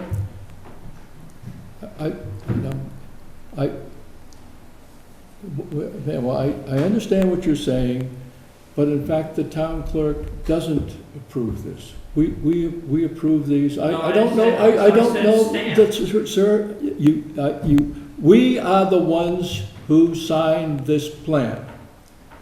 We are the ones who signed this plan. The town clerk does not sign these plans, and it doesn't go to record unless it doesn't become a record until that subdivision that we sign is recorded in the Registry of Deeds. And you'll see that there are places on these plans for them to be recorded. I mean, I'm ready to make a motion, one of the things that this demonstrates is the wisdom of our adopting a regulation on limiting the amount of time. Well, there may be other people who want to speak, but a public hearing is so we can get people's information so we can make a decision. I think we've gotten enough information from you to make a decision. I don't know if there are other people who want to speak, but. No, we've heard what we need to hear from you. so, I'd like to know when you mentioned registrar of deeds, were you talking about New Bedford, or are you talking about something else? You said recorded. It has to be recorded in the Yeah, I registry. know, it's either registered land or recorded land, which means it would have to go to registrar of deeds, where would make it official if those boundaries were incorrect. So you'd have to lawyer up in order to change it. Am I right, sir? I think so. So you can choose all Sir, kinds of words you I want, but it can't. comes down to what I said. I'd have to go to land court to prove that my boundaries were correct, but the deed says so. Because you just Sir, mentioned. Sir, so Please. all this is theoretical because your Your boundaries boundary never hasn't changed. changed. You're not harmed by this plan. We're never understand. harmed by it. No, I'm not anticipating And that. secondly, this hearing is not about what happened previously. It's about, does this plan meet our regulations and are Right. we going to approve it? Yeah, I understand. And we have listened to you for 3 things. I don't know what you want us to do. Say Sean Leach is a bad guy? I mean, He's it's... careless. Your time's up. Thank you for That's your it. testimony. Thank you. I entertain a motion to close the public hearing. I move that we close the public hearing on this application. Second. All those in favor? Aye. Aye. You want the findings? Yes. Want to read them? She's got it. Sure. Am I reading them or you? No, you. I'm reading? Okay. Sample findings. The reduction in frontage meets the purpose and intent of the flexible frontage bylaw by allowing for better design by providing restrictions on further lot division and limiting areas to be cleared, thereby reducing disturbed areas and stormwater runoff. The applicant submitted a yield plan showing a minimum of 4 lots could be developed under a traditional subdivision. By granting this special permit, the applicant would be limited to the development of the 2 new lots and the existing already developed 1 lot, therefore 3 lots in total. This proposal reduces vehicular trips, road congestion, and the demand for public services. Furthermore, the backland will continue to provide and facilitate the movement of wildlife. Flexible frontage design standards were utilized to the maximum extent feasible as defined in section 8.6 of the zoning bylaw. Sample conditions. A plan suitable for recording, the Form A plan may be used to meet this condition, shall be submitted with the following statements and conditions. A, subject to a special permit pursuant to the town's flexible frontage bylaw, section 8.6, by the Town of Westport Planning Board and recorded with the Bristol County Registry of Deeds, book and page. Sublots 1, 2, and 3 shall be shown on this plan benefiting from reduced frontage under zoning bylaw. Section 8.6 shall not further be subdivided, and no modification of the clearing restrictions and building locations shall occur without a corresponding modification of the flexible frontage permit. No lot clearing shall begin and no building permit shall be issued for sublots 1 and 2 as shown on this plan, benefiting from the reduced frontage under zoning bylaw, section 8.6, until the special permit has been duly approved, executed, and recorded, and evidence of the recording has been filed with the inspector of buildings. On the final plan, sublots 1 and 2 shall have incorporated clearing areas marked on each proposed lot to restrict clearing and vegetation outside of the defined area. This would include the building envelope in the area for the future common driveway. The narrowest width of sublot 2 shall be measured and labeled on the plan to ensure that it is not less than 50 feet in width, and the applicant shall receive a wetland delineation approval from the Conservation Commission and must incorporate the approved delineations on the final plan. I just have one question. As long as the clearing excludes just clearing for percolation tests, we have to do perk tests on these lots. So we're going to have to go in there and do a little clearing. But I understand the intent is to provide a clearing area and have it shown on the plan. I don't know if there's a particular area that the board is looking to see or amount of area. And he does want to turn this into a farm, so there'll be a significant clearing. But he'll also have to meet the stormwater bylaws if he goes over an acre. Even if he's farming? There is some agriculture exemption, but you still have to do some controls. But is it 5 acres? What's that? Is it 5 acres? He probably will not be clearing 5 acres. I would say, you know, this top area here, which is about 3.5, he might get to 3 acres, I would say. We're not talking about, you know, planting rows of corn and everything. He just wants a couple of goats and chickens and things like that. So are you okay with that, the way it's worded? Yeah, everything's fine. So, entertain You a want a motion to... motion? Yeah, please. I move that we approve the sample findings and conditions for 82 High Ridge Road. Second. All those in favor? Aye. Do you want another motion, Mr. Chair? Yes. I move we approve the approval not required flexible frontage for 82 High Ridge Road. Second. All those in favor? Aye. Aye.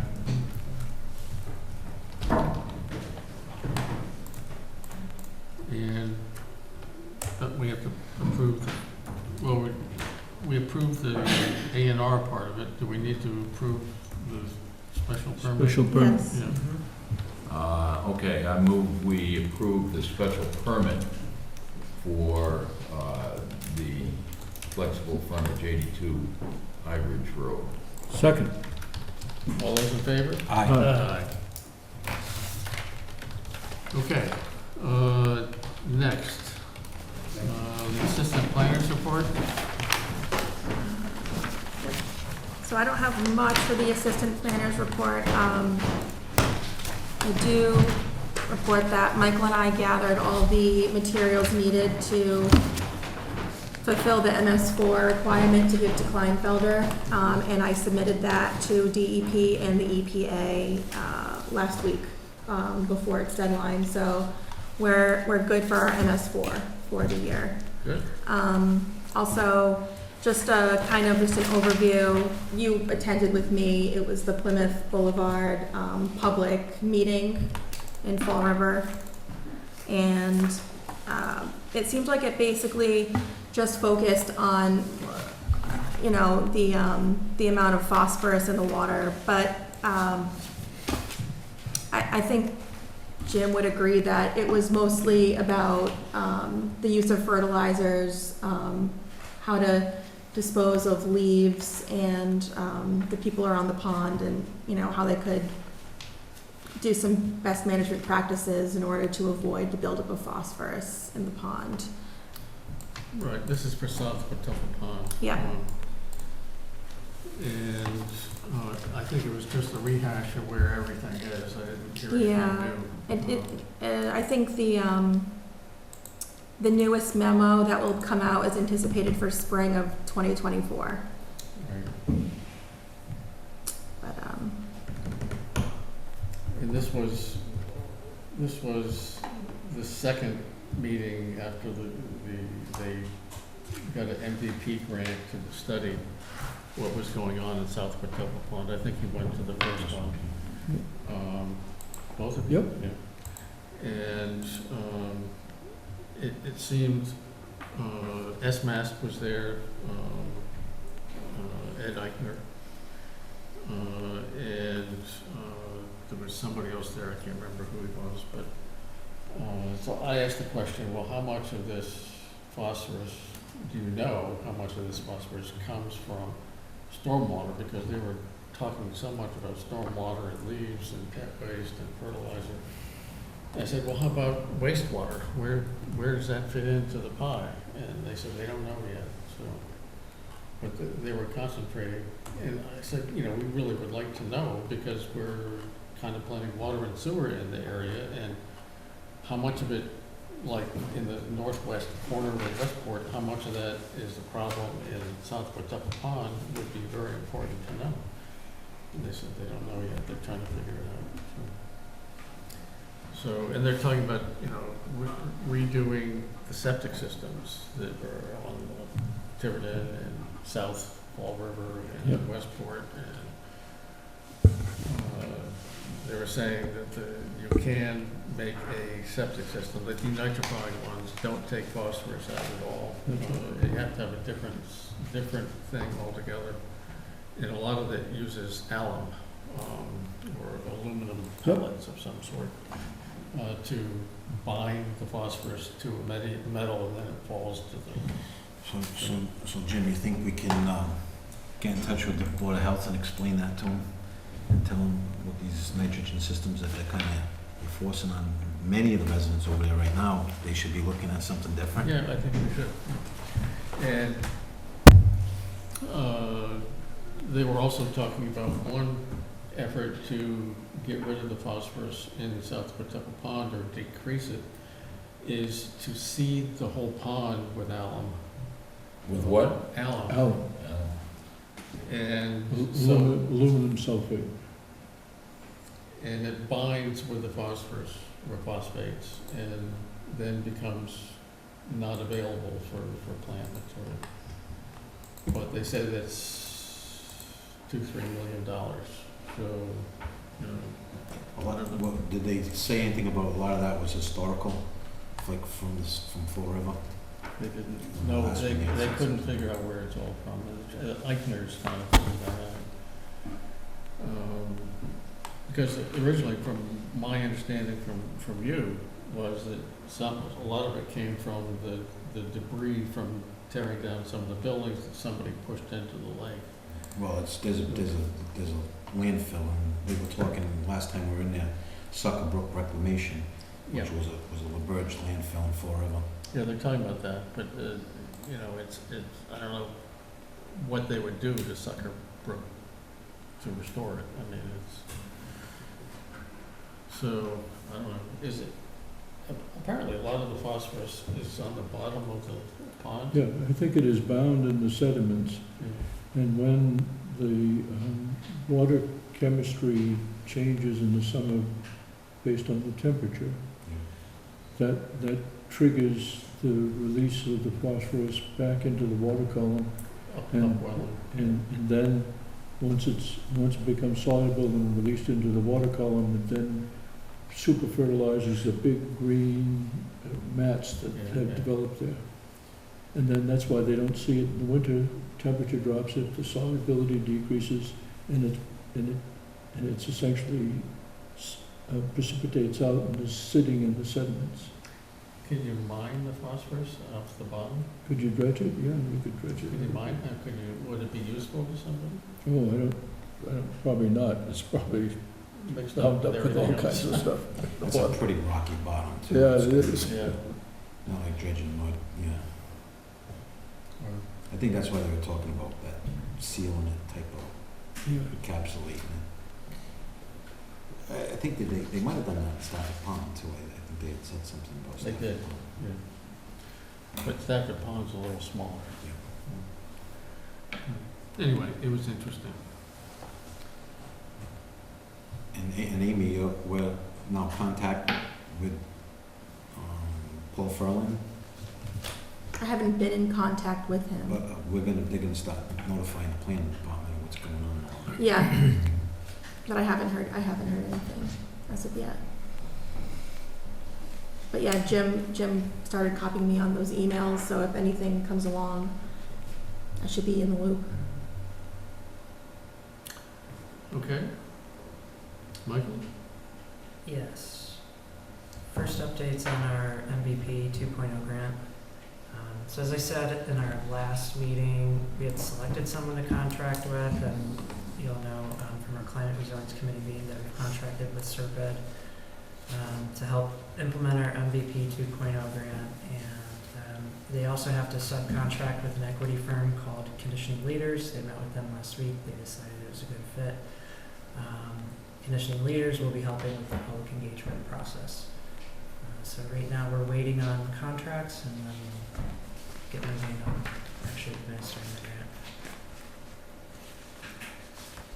Route 6 rezoning update. We met with Russ from the BSC group last week to review his presentation materials, his presentation and other materials. So we had prepared some poster boards for our public meeting and information session.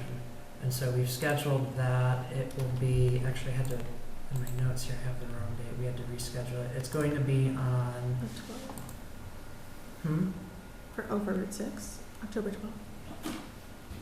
no, that's our next meeting is on October 12th, but the public meeting Oh, will be on October 30th.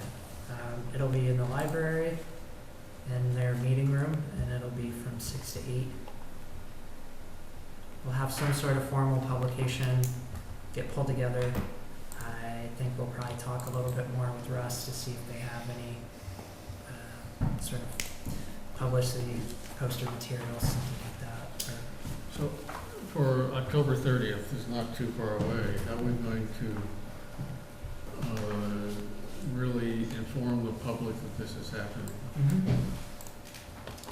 We can Oh, put it, how are we can we- put it on the webpage. We can put it on the webpage, we can put it up as a news item. You know, the town doesn't have great social media reach. I can see what, I mean, maybe I could even have, Put it on the TV bulletin board. yeah, put it on the TV bulletin board. I think rec department has a Facebook account. I They think do. there is. Maybe, Well, business to business. yeah. But we need to reach people who never pay attention to any of these things. So, I mean, the people that are on the TV bulletin board or at the senior center or in touch with rec, or look at the social pages on the internet, already are interested in Westport. But what we want to do is connect with people who live up there who don't ever do these things. We could do postcards too. One of us needs That- to date Taylor Swift. Yeah. That would do it, I think. That would. I think that would do it. If she were sitting here, we'd get an extra chair. That would do it. Yeah. Amy said we could get a cardboard cutout. I think that's something that could be in our budget. But no, we can do postcards, and I think we can That's send an it out. excellent idea. We'll put it right here with the, right. We can send them out to people right in the sewer service area. I mean, should we send it out just to folks who would be immediately able to access sewer? Or should we That's a send big it out area, to? access sewer when? Yeah, that's a good question. It's just, it's hard to, you know, like, once we start to define an area, where do we stop? And, you know, where do we choose? Well, Because you could choose we, everybody north of 177. that's a lot of postcards. Yeah. A lot of postage. That's the main thing I'm concerned about. I mean, in our budget, we're already overrun on costs for advertising this year. We'll take a look and see what we can do for Convenience doing more stores like and stuff up formal. in the. So do you know how much of the 177, money that 160 we've stuff. allocated We had a to notice. Most of Russ's those places efforts have business card. has been or We will had be a little spent? I thing up there. don't have that in front of me, but You know, guys I are get on that, one yeah. landscape services. Those guys are always looking. we're at pretty that current place. on invoices for that too, so I'll be able to. Because, you know, $1,500 Mhm. would probably cover a lot of people, Right. especially, I don't know, do we have to pay going rate, or are we nonprofit, or are we government, or what? So we don't have like a postage contract or machine here, Mm-hmm. so we would have to actually use a full stamp. I know. Yeah. I'll get with Russ, and like I said, I'll talk to him and see if he has anything planned Okay. for it. We do have some time. I think if you advertise too far out in advance, people will be like, "Oh, that's just in a couple of weeks," Right, right. or you know. So I'm not going to worry about it. So I think you know, maybe something a week and a half prior, or a week prior would be, so it'd be close enough so it's fresh in people's minds. You could also say, come meet Taylor Swift. Yeah, could work that out. You know, there's, I mean, it's there, on Halloween, so. there are a number of convenience stores and liquor stores and stuff like that that have little bulletin boards and card places like that, and some notice that's up in that neighborhood so that someone, you know, would have an opportunity to see that. That's something that's probably cheap, and other than you have to drive around and ask permission just to get on a bulletin board, I think is relatively easy. Mm-hmm. Yeah, we can do that. My wife frequently ends up doing those kinds of things for garden shows and stuff like that. Mm-hmm. I've done them before, morning other, or advertising public meetings in other communities, so. In the library, don't forget the library. The library, yep. And maybe alert the schools, because then the schools could give something to the kids and the kids could bring it home. Yeah.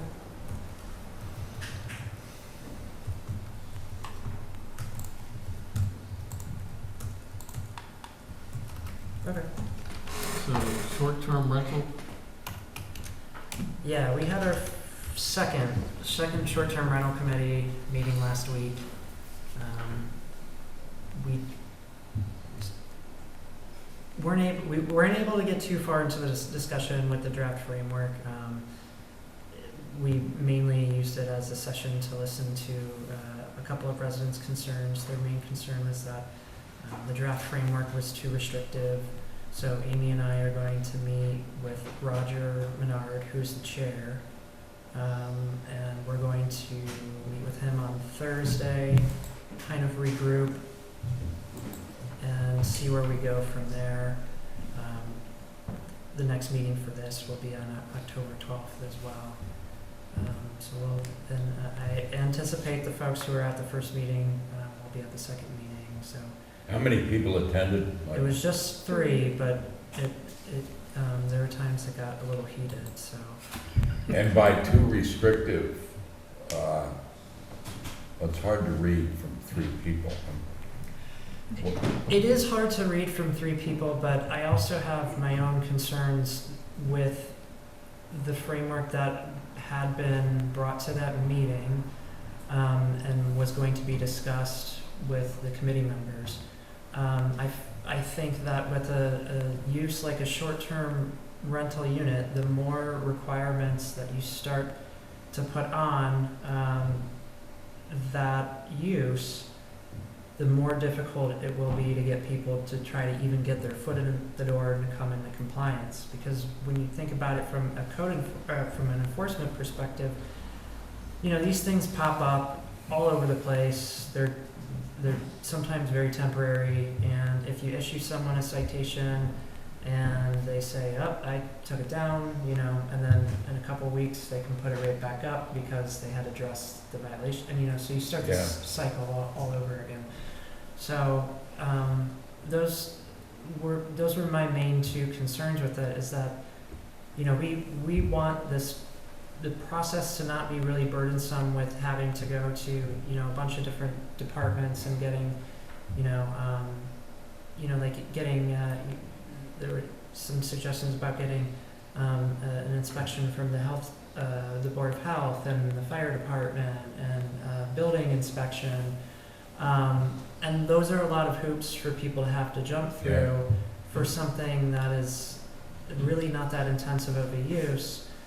And I guess the last thing I'll say about that is that it doesn't, to me, from here, I mean, I know it was just a small group of folks, but I know that short-term rentals have really been a significant presence in Westport for a long time. And it does not appear to me that there's a really significant problem overall with short-term rentals. It seems like that there's been some that have been more obnoxious than others, and the problems that they've brought into neighborhoods. And I think that's why we need a framework, is to bring those folks into, to at least have some teeth, more teeth to do enforcement. Was there any objection raised to the owner occupancy requirement? We didn't really get too in-depth into the meat of the regulation, but I think out of some of the requirements that were in there, that one was not really strongly objected against at that meeting. somebody came up to me and complained, and I said, I have nothing to do with it, don't tell me. But they said the parking regulations were crazy. And I don't even know. I think it was 1 space per bedroom or something like that. Yeah, I mean, there are things like that where, you want to make sure folks are parking in the right spot, but do you want people to pave out a 4-spot parking lot to accommodate their short-term rental? And then at which point does your short-term rental start to resemble more of a commercial property than a residential property. And so you're kind of getting away from the whole original purpose of. I mean, I took a walk Sunday with Lori, and 2 houses down, there were, in a single-family home, there were 10 SUVs, half of them from Rhode Island. And said, whoa, somebody's having a party, they didn't invite me. And I asked my other neighbor, Mike Sullivan, who's next door to this, and he said, I said, does this go on all the time? And, because they're parking on the street, they're parking, filling up the driveway, they're parking on the lawn, and he said, no, it's a short-term rental thing, right there on Cherry and Webb. I think that, yeah, if I could just add to, I mean, Michael gave a good summary of the meeting, but it was, yeah, there were 3 people, but it was, to me, it was somewhat eye-opening, because I think the sentiments they expressed, these two, are, I've heard before, and I think they're more prevalent than one might assume. Yeah. One of them is the owner of, I won't give any names, he's the owner of a real estate agency here in town, and this person assured us that all the real estate agents anyway, they share information, they have kind of a do not rent list between them, you know, troublemakers and so forth, that they don't. So they were saying that they make a lot of effort to screen the potential renters. Now, most people who go on Airbnb rent without a real estate agent, so there isn't a check there. Yeah. And so that's where some of the issues can arise. The other person was a gentleman who had bought a house in town years before he actually moved here full-time. So he rented it out, short and long-term, and was able to cover his carrying expenses and was able to keep the house until he was ready to retire and move here. And that was a similar sentiment that the real estate agents said, that the reason to, obviously the reason to do short-term rentals is generate income, but for some people, that's kind of the critical difference of being able to keep your house, Yeah. perhaps to give to your children later on, and be able to cover some of the operating expenses until it passes into other hands. So there's those feelings, and there's also the sort of the overall feeling of people, well, Michael expressed it well, that they don't want to see an enormous amount of regulation. Basically, there are a lot of people who don't, you always hear, I don't want to be told, it's my property, I don't want to be told what I can do with it, what I Right. can't do with it. I've heard that many times. So if you're going to get people to comply, because we do realize that we need some minimal level of regulation here, we have to be careful not to overdo it. And so I'm glad to hear you're going to meet with Roger and sort of work your way through that a little bit to cut back some of that. Yeah, another concern of mine was just from an administrative standpoint of, you know, you have all these different inspections people have to get, and then what kind of impact is that going to have on staff time? And, Yeah. you know, there are a lot of folks who are already overburdened as it is, and their departments are short-staffed, and so what does that mean when, you know, someone has to get an inspection for really a use that, well, you have to wait to get an inspection for, you know, 2 months or something, and it's an Airbnb, so you can just go, get up, rent it, and then, you know, so. Well, you're charging fees though, right? So it should be paying for the cost of staff. But that's another objection. People, you know, just You're gonna see make fees. money on it, pay for the fee. No, but the objection from the applicants is, oh, you know, I've got to apply. Right. I'm paying fees for this. I'm paying fees to register annually or whatever we Well, decide. I We're think paying you- fees for inspections. I think the great majority of people who rent short-term, I guess the question is, what is short-term versus regular rentals? I mean, down in the harbor, for years and years and years, people would rent their house out for a month. Yeah. And maybe both months, but maybe both months the same person and maybe a month here and a month there. And then the real estate agents would do this or word of mouth. And then it became shorter times. People started renting for 2 weeks instead of a month. And then they started renting for a week. And now some people rent them for over the holiday weekend and stuff like that, without going through a short-term rental place like Airbnb. So I guess the point is, I think that there are some people who have really abused it and made a nuisance of their property versus the great majority who is really not a problem. So how do you, especially with this ruling by the town attorney that it's not an allowed use here at all, and everybody's still renting in that way, even though it's not allowed use. I know, and they're making money, and they don't mind paying the realtor a fee, or they don't mind paying Airbnb a fee. But, the town's gonna charge a fee? Oh, that's horrible, right? They'll pay a fee to anybody else, the cleaning service, whoever else. That's okay, that's the cost of doing business. But if the town should say, no, you gotta pay a fee to us too, because we have to inspect for health or other things. Oh, no, the town's not allowed to collect a fee. Everyone else can collect a fee, but the town shouldn't. That's, So is there a definition of what a short-term rental is? If it's not allowed, at what point is it allowed? Yeah. Is it 2 weeks, a month? So that's something A that's year? up for discussion. At this point, we haven't really been able to hammer those details out. well, it's good that, you learned an awful lot from 3 people. And, as you get more people like the Realtors Group, you'll get a lot more information on this, and this will become a better and better as you get that kind of feedback. And some people use the realtor as a buffer between them and Airbnb. They use a realtor to do that. So, Yeah, I think there's no question, there's the vast majority of people renting and the renters are, it all works well.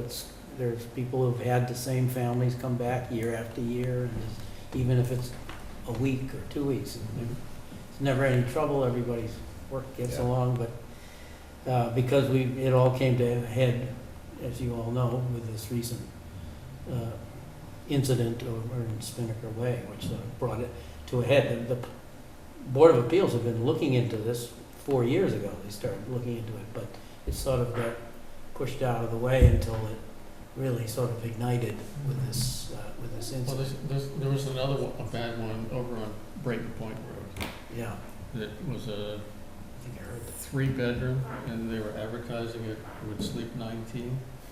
And they'd have bachelor parties there with, 12 cars and stuff like that, so. 3-bedroom sleep dungeon, sounds like fun. And their septic system was a 3-bedroom system. So. Anyway, Great. So we'll keep you updated. We're really just kind of in a preliminary phase right now, so we'll talk more about it at the next meeting, or next planning board meeting. Next up, I have the Southeast New England program, or the SNAP network. We applied for a stormwater planning assistance. I don't want to call it a grant, but it's a program that helps us design a green stormwater infrastructure, and so we applied for that. They'll help us design a green stormwater concept for the area there's a drainage area by the Mill Pond Conservation Area. So we were selected for that, and we're going to have a kickoff meeting later this month. with SNEP, so I'll have more details after that meeting. And where does this come from? This is SNEP? The SNEP network. Yeah. And the 2023 annual town meeting bylaw update. So we had an administrative error advertising our 2023 zoning bylaw amendments, and so the Attorney General's office temporarily suspended the 2023 bylaws. We followed the process for fixing the error. We didn't have any claims filed against us. So we're now officially working with the 2020, or the zoning bylaws as amended at town meeting in 2023 in May.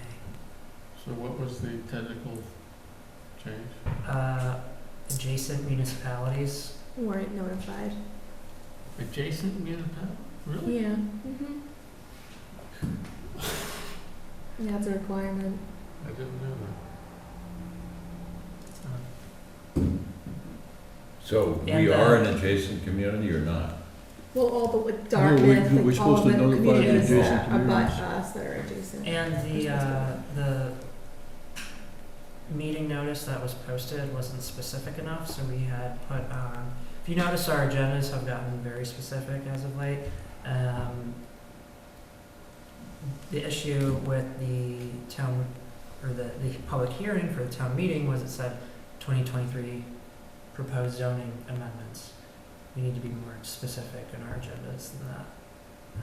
So it should have been solar amendments, you know, and low impact development, so on and so forth, whatever, you know. But thankfully, we didn't have any claims filed, so we're back to the 2023 bylaws. And then last I have an update on the Community Compact Cabinet Program grants. We might be applying for an information technology grant and a supplement to the MVP 2.0 grant. So for the IT one, we'd be applying for funds to incorporate online permitting. We just met with Civic Plus, who is our vendor for the town website. They also offer online permitting. I think we need to have a bit of a discussion internally about how we would get it implemented on the staffing side. So that's something to be determined.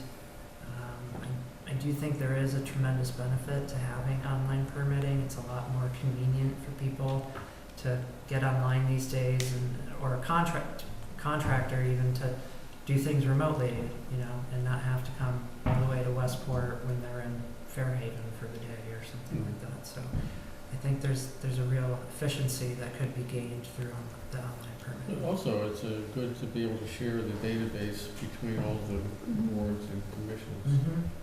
Definitely So that better we can workflow. just look up and see what's happening on this particular thing at the Conservation Commission or the Board of Health, Yeah. or with the building inspector.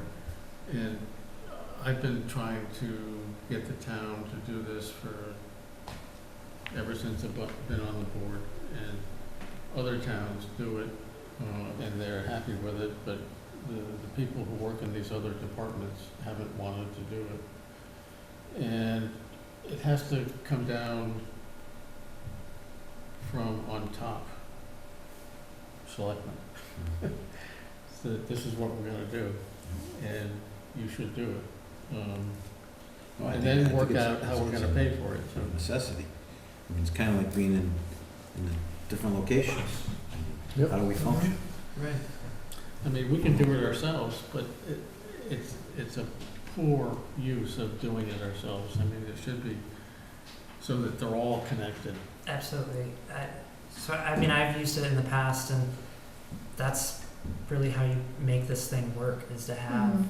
I mean, because if you have just one party that's not part of the framework, it just becomes an inconvenience to someone, and they could just go back around to each office when they come in here. And so you really need, I think, across the board adoption in order for it to really have And the power. and we have to use behind the it. same identifiers. Board of Health here, So it's, I don't know, I think we're trying now, we're using the lot, Yeah, I would go by parcel or lot. Mhm. something like that, but, you know, we used to keep our records here at the planning board by applicant's name, Yeah. or by the name of the subdivision, which is, I mean, after it's done, who knows what it is? So, it You know, just, I think it would go off the GIS and the assessor's data of what they have, Mhm. I think he said. You'd want to do, so in my experience using online permitting, I would always search for things by parcel ID. I mean, I don't know how their system is set up, but parcel ID would generally bring up everything that doesn't have an address or something that may have an address misspelled or, you know, something like that. well, for instance, an undeveloped lot on a subdivision generally doesn't have an address. Right. It just says Zero zero, something or other. I don't know how you figure that out, but, So we'll see. It's due next Friday, so that you know, I gotta get on it if we're gonna submit something. so, just a nitpicking thing, I don't know if I'm right or not, but community compact. It's not a thing that you open up with a mirror, it's an agreement, right?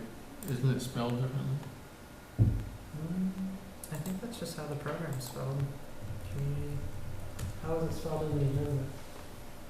No, I think, Is that correct? I think that's No, how it's spelled. That's how it's spelled. Yeah. Okay. How else would it spell it? So for the second one, and this is kind of getting back to the MVP 2.0 program. So one thing that we're concerned about with SERPED is that there potential for cost overruns. So as a part of the program, we have to pay volunteers, we're paying SERPED, and we'll be paying the subcontractor. So if we could get any funds through the compact program to help pad that project's budget a little bit, or potentially pay our volunteers a little more, that would be great. So I'm looking into that. That's due on a rolling basis, so I at least have time to pull something together and work with Serpent on that one. That's all I've got. In the hazard mitigation plan, are we making any progress on that? That is somehow still outstanding.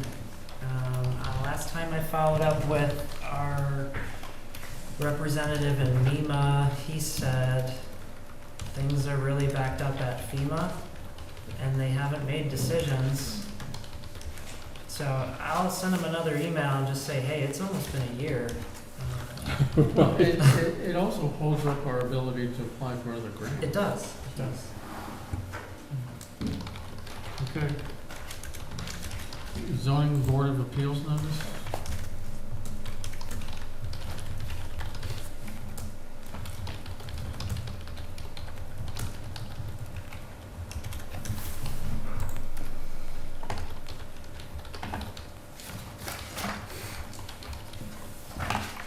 Well, we don't act on this, I'm just reading the report of whether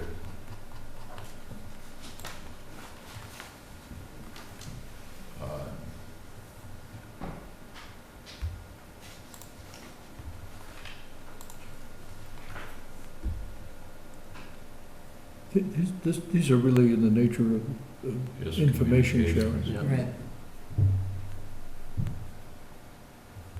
Something that's been going on for between 10 and 35 years should all of a Yes. sudden be seen as a violation of zoning.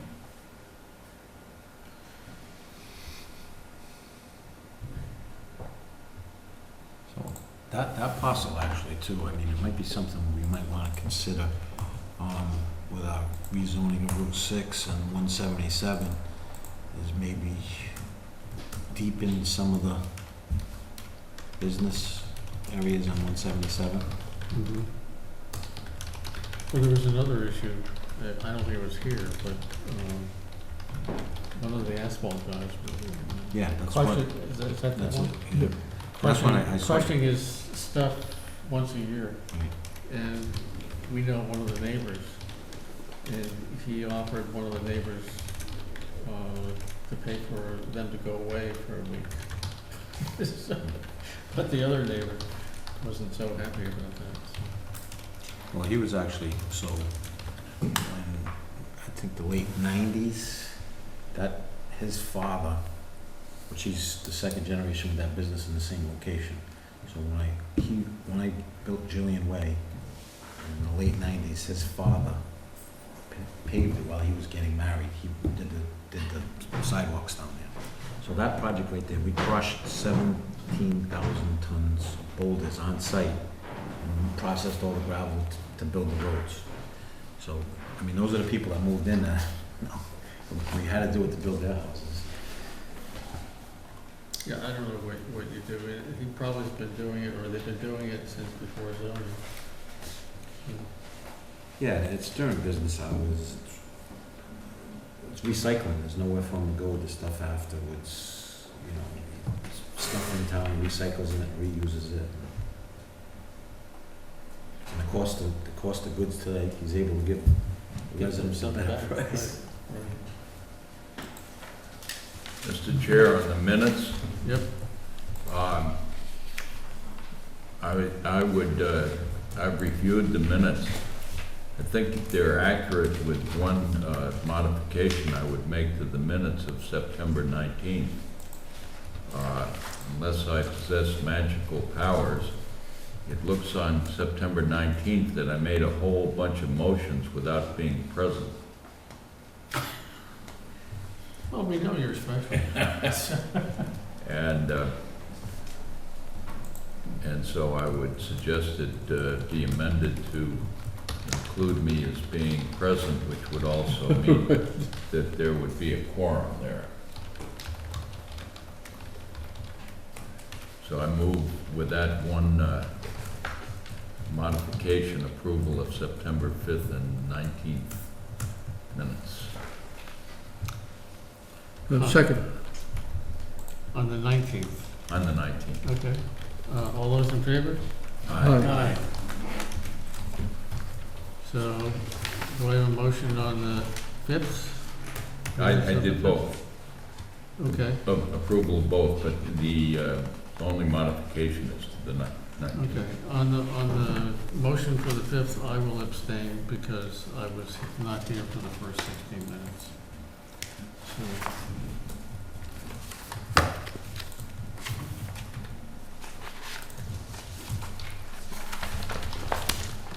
Move to adjourn. matters not reasonably anticipated within 48 hours?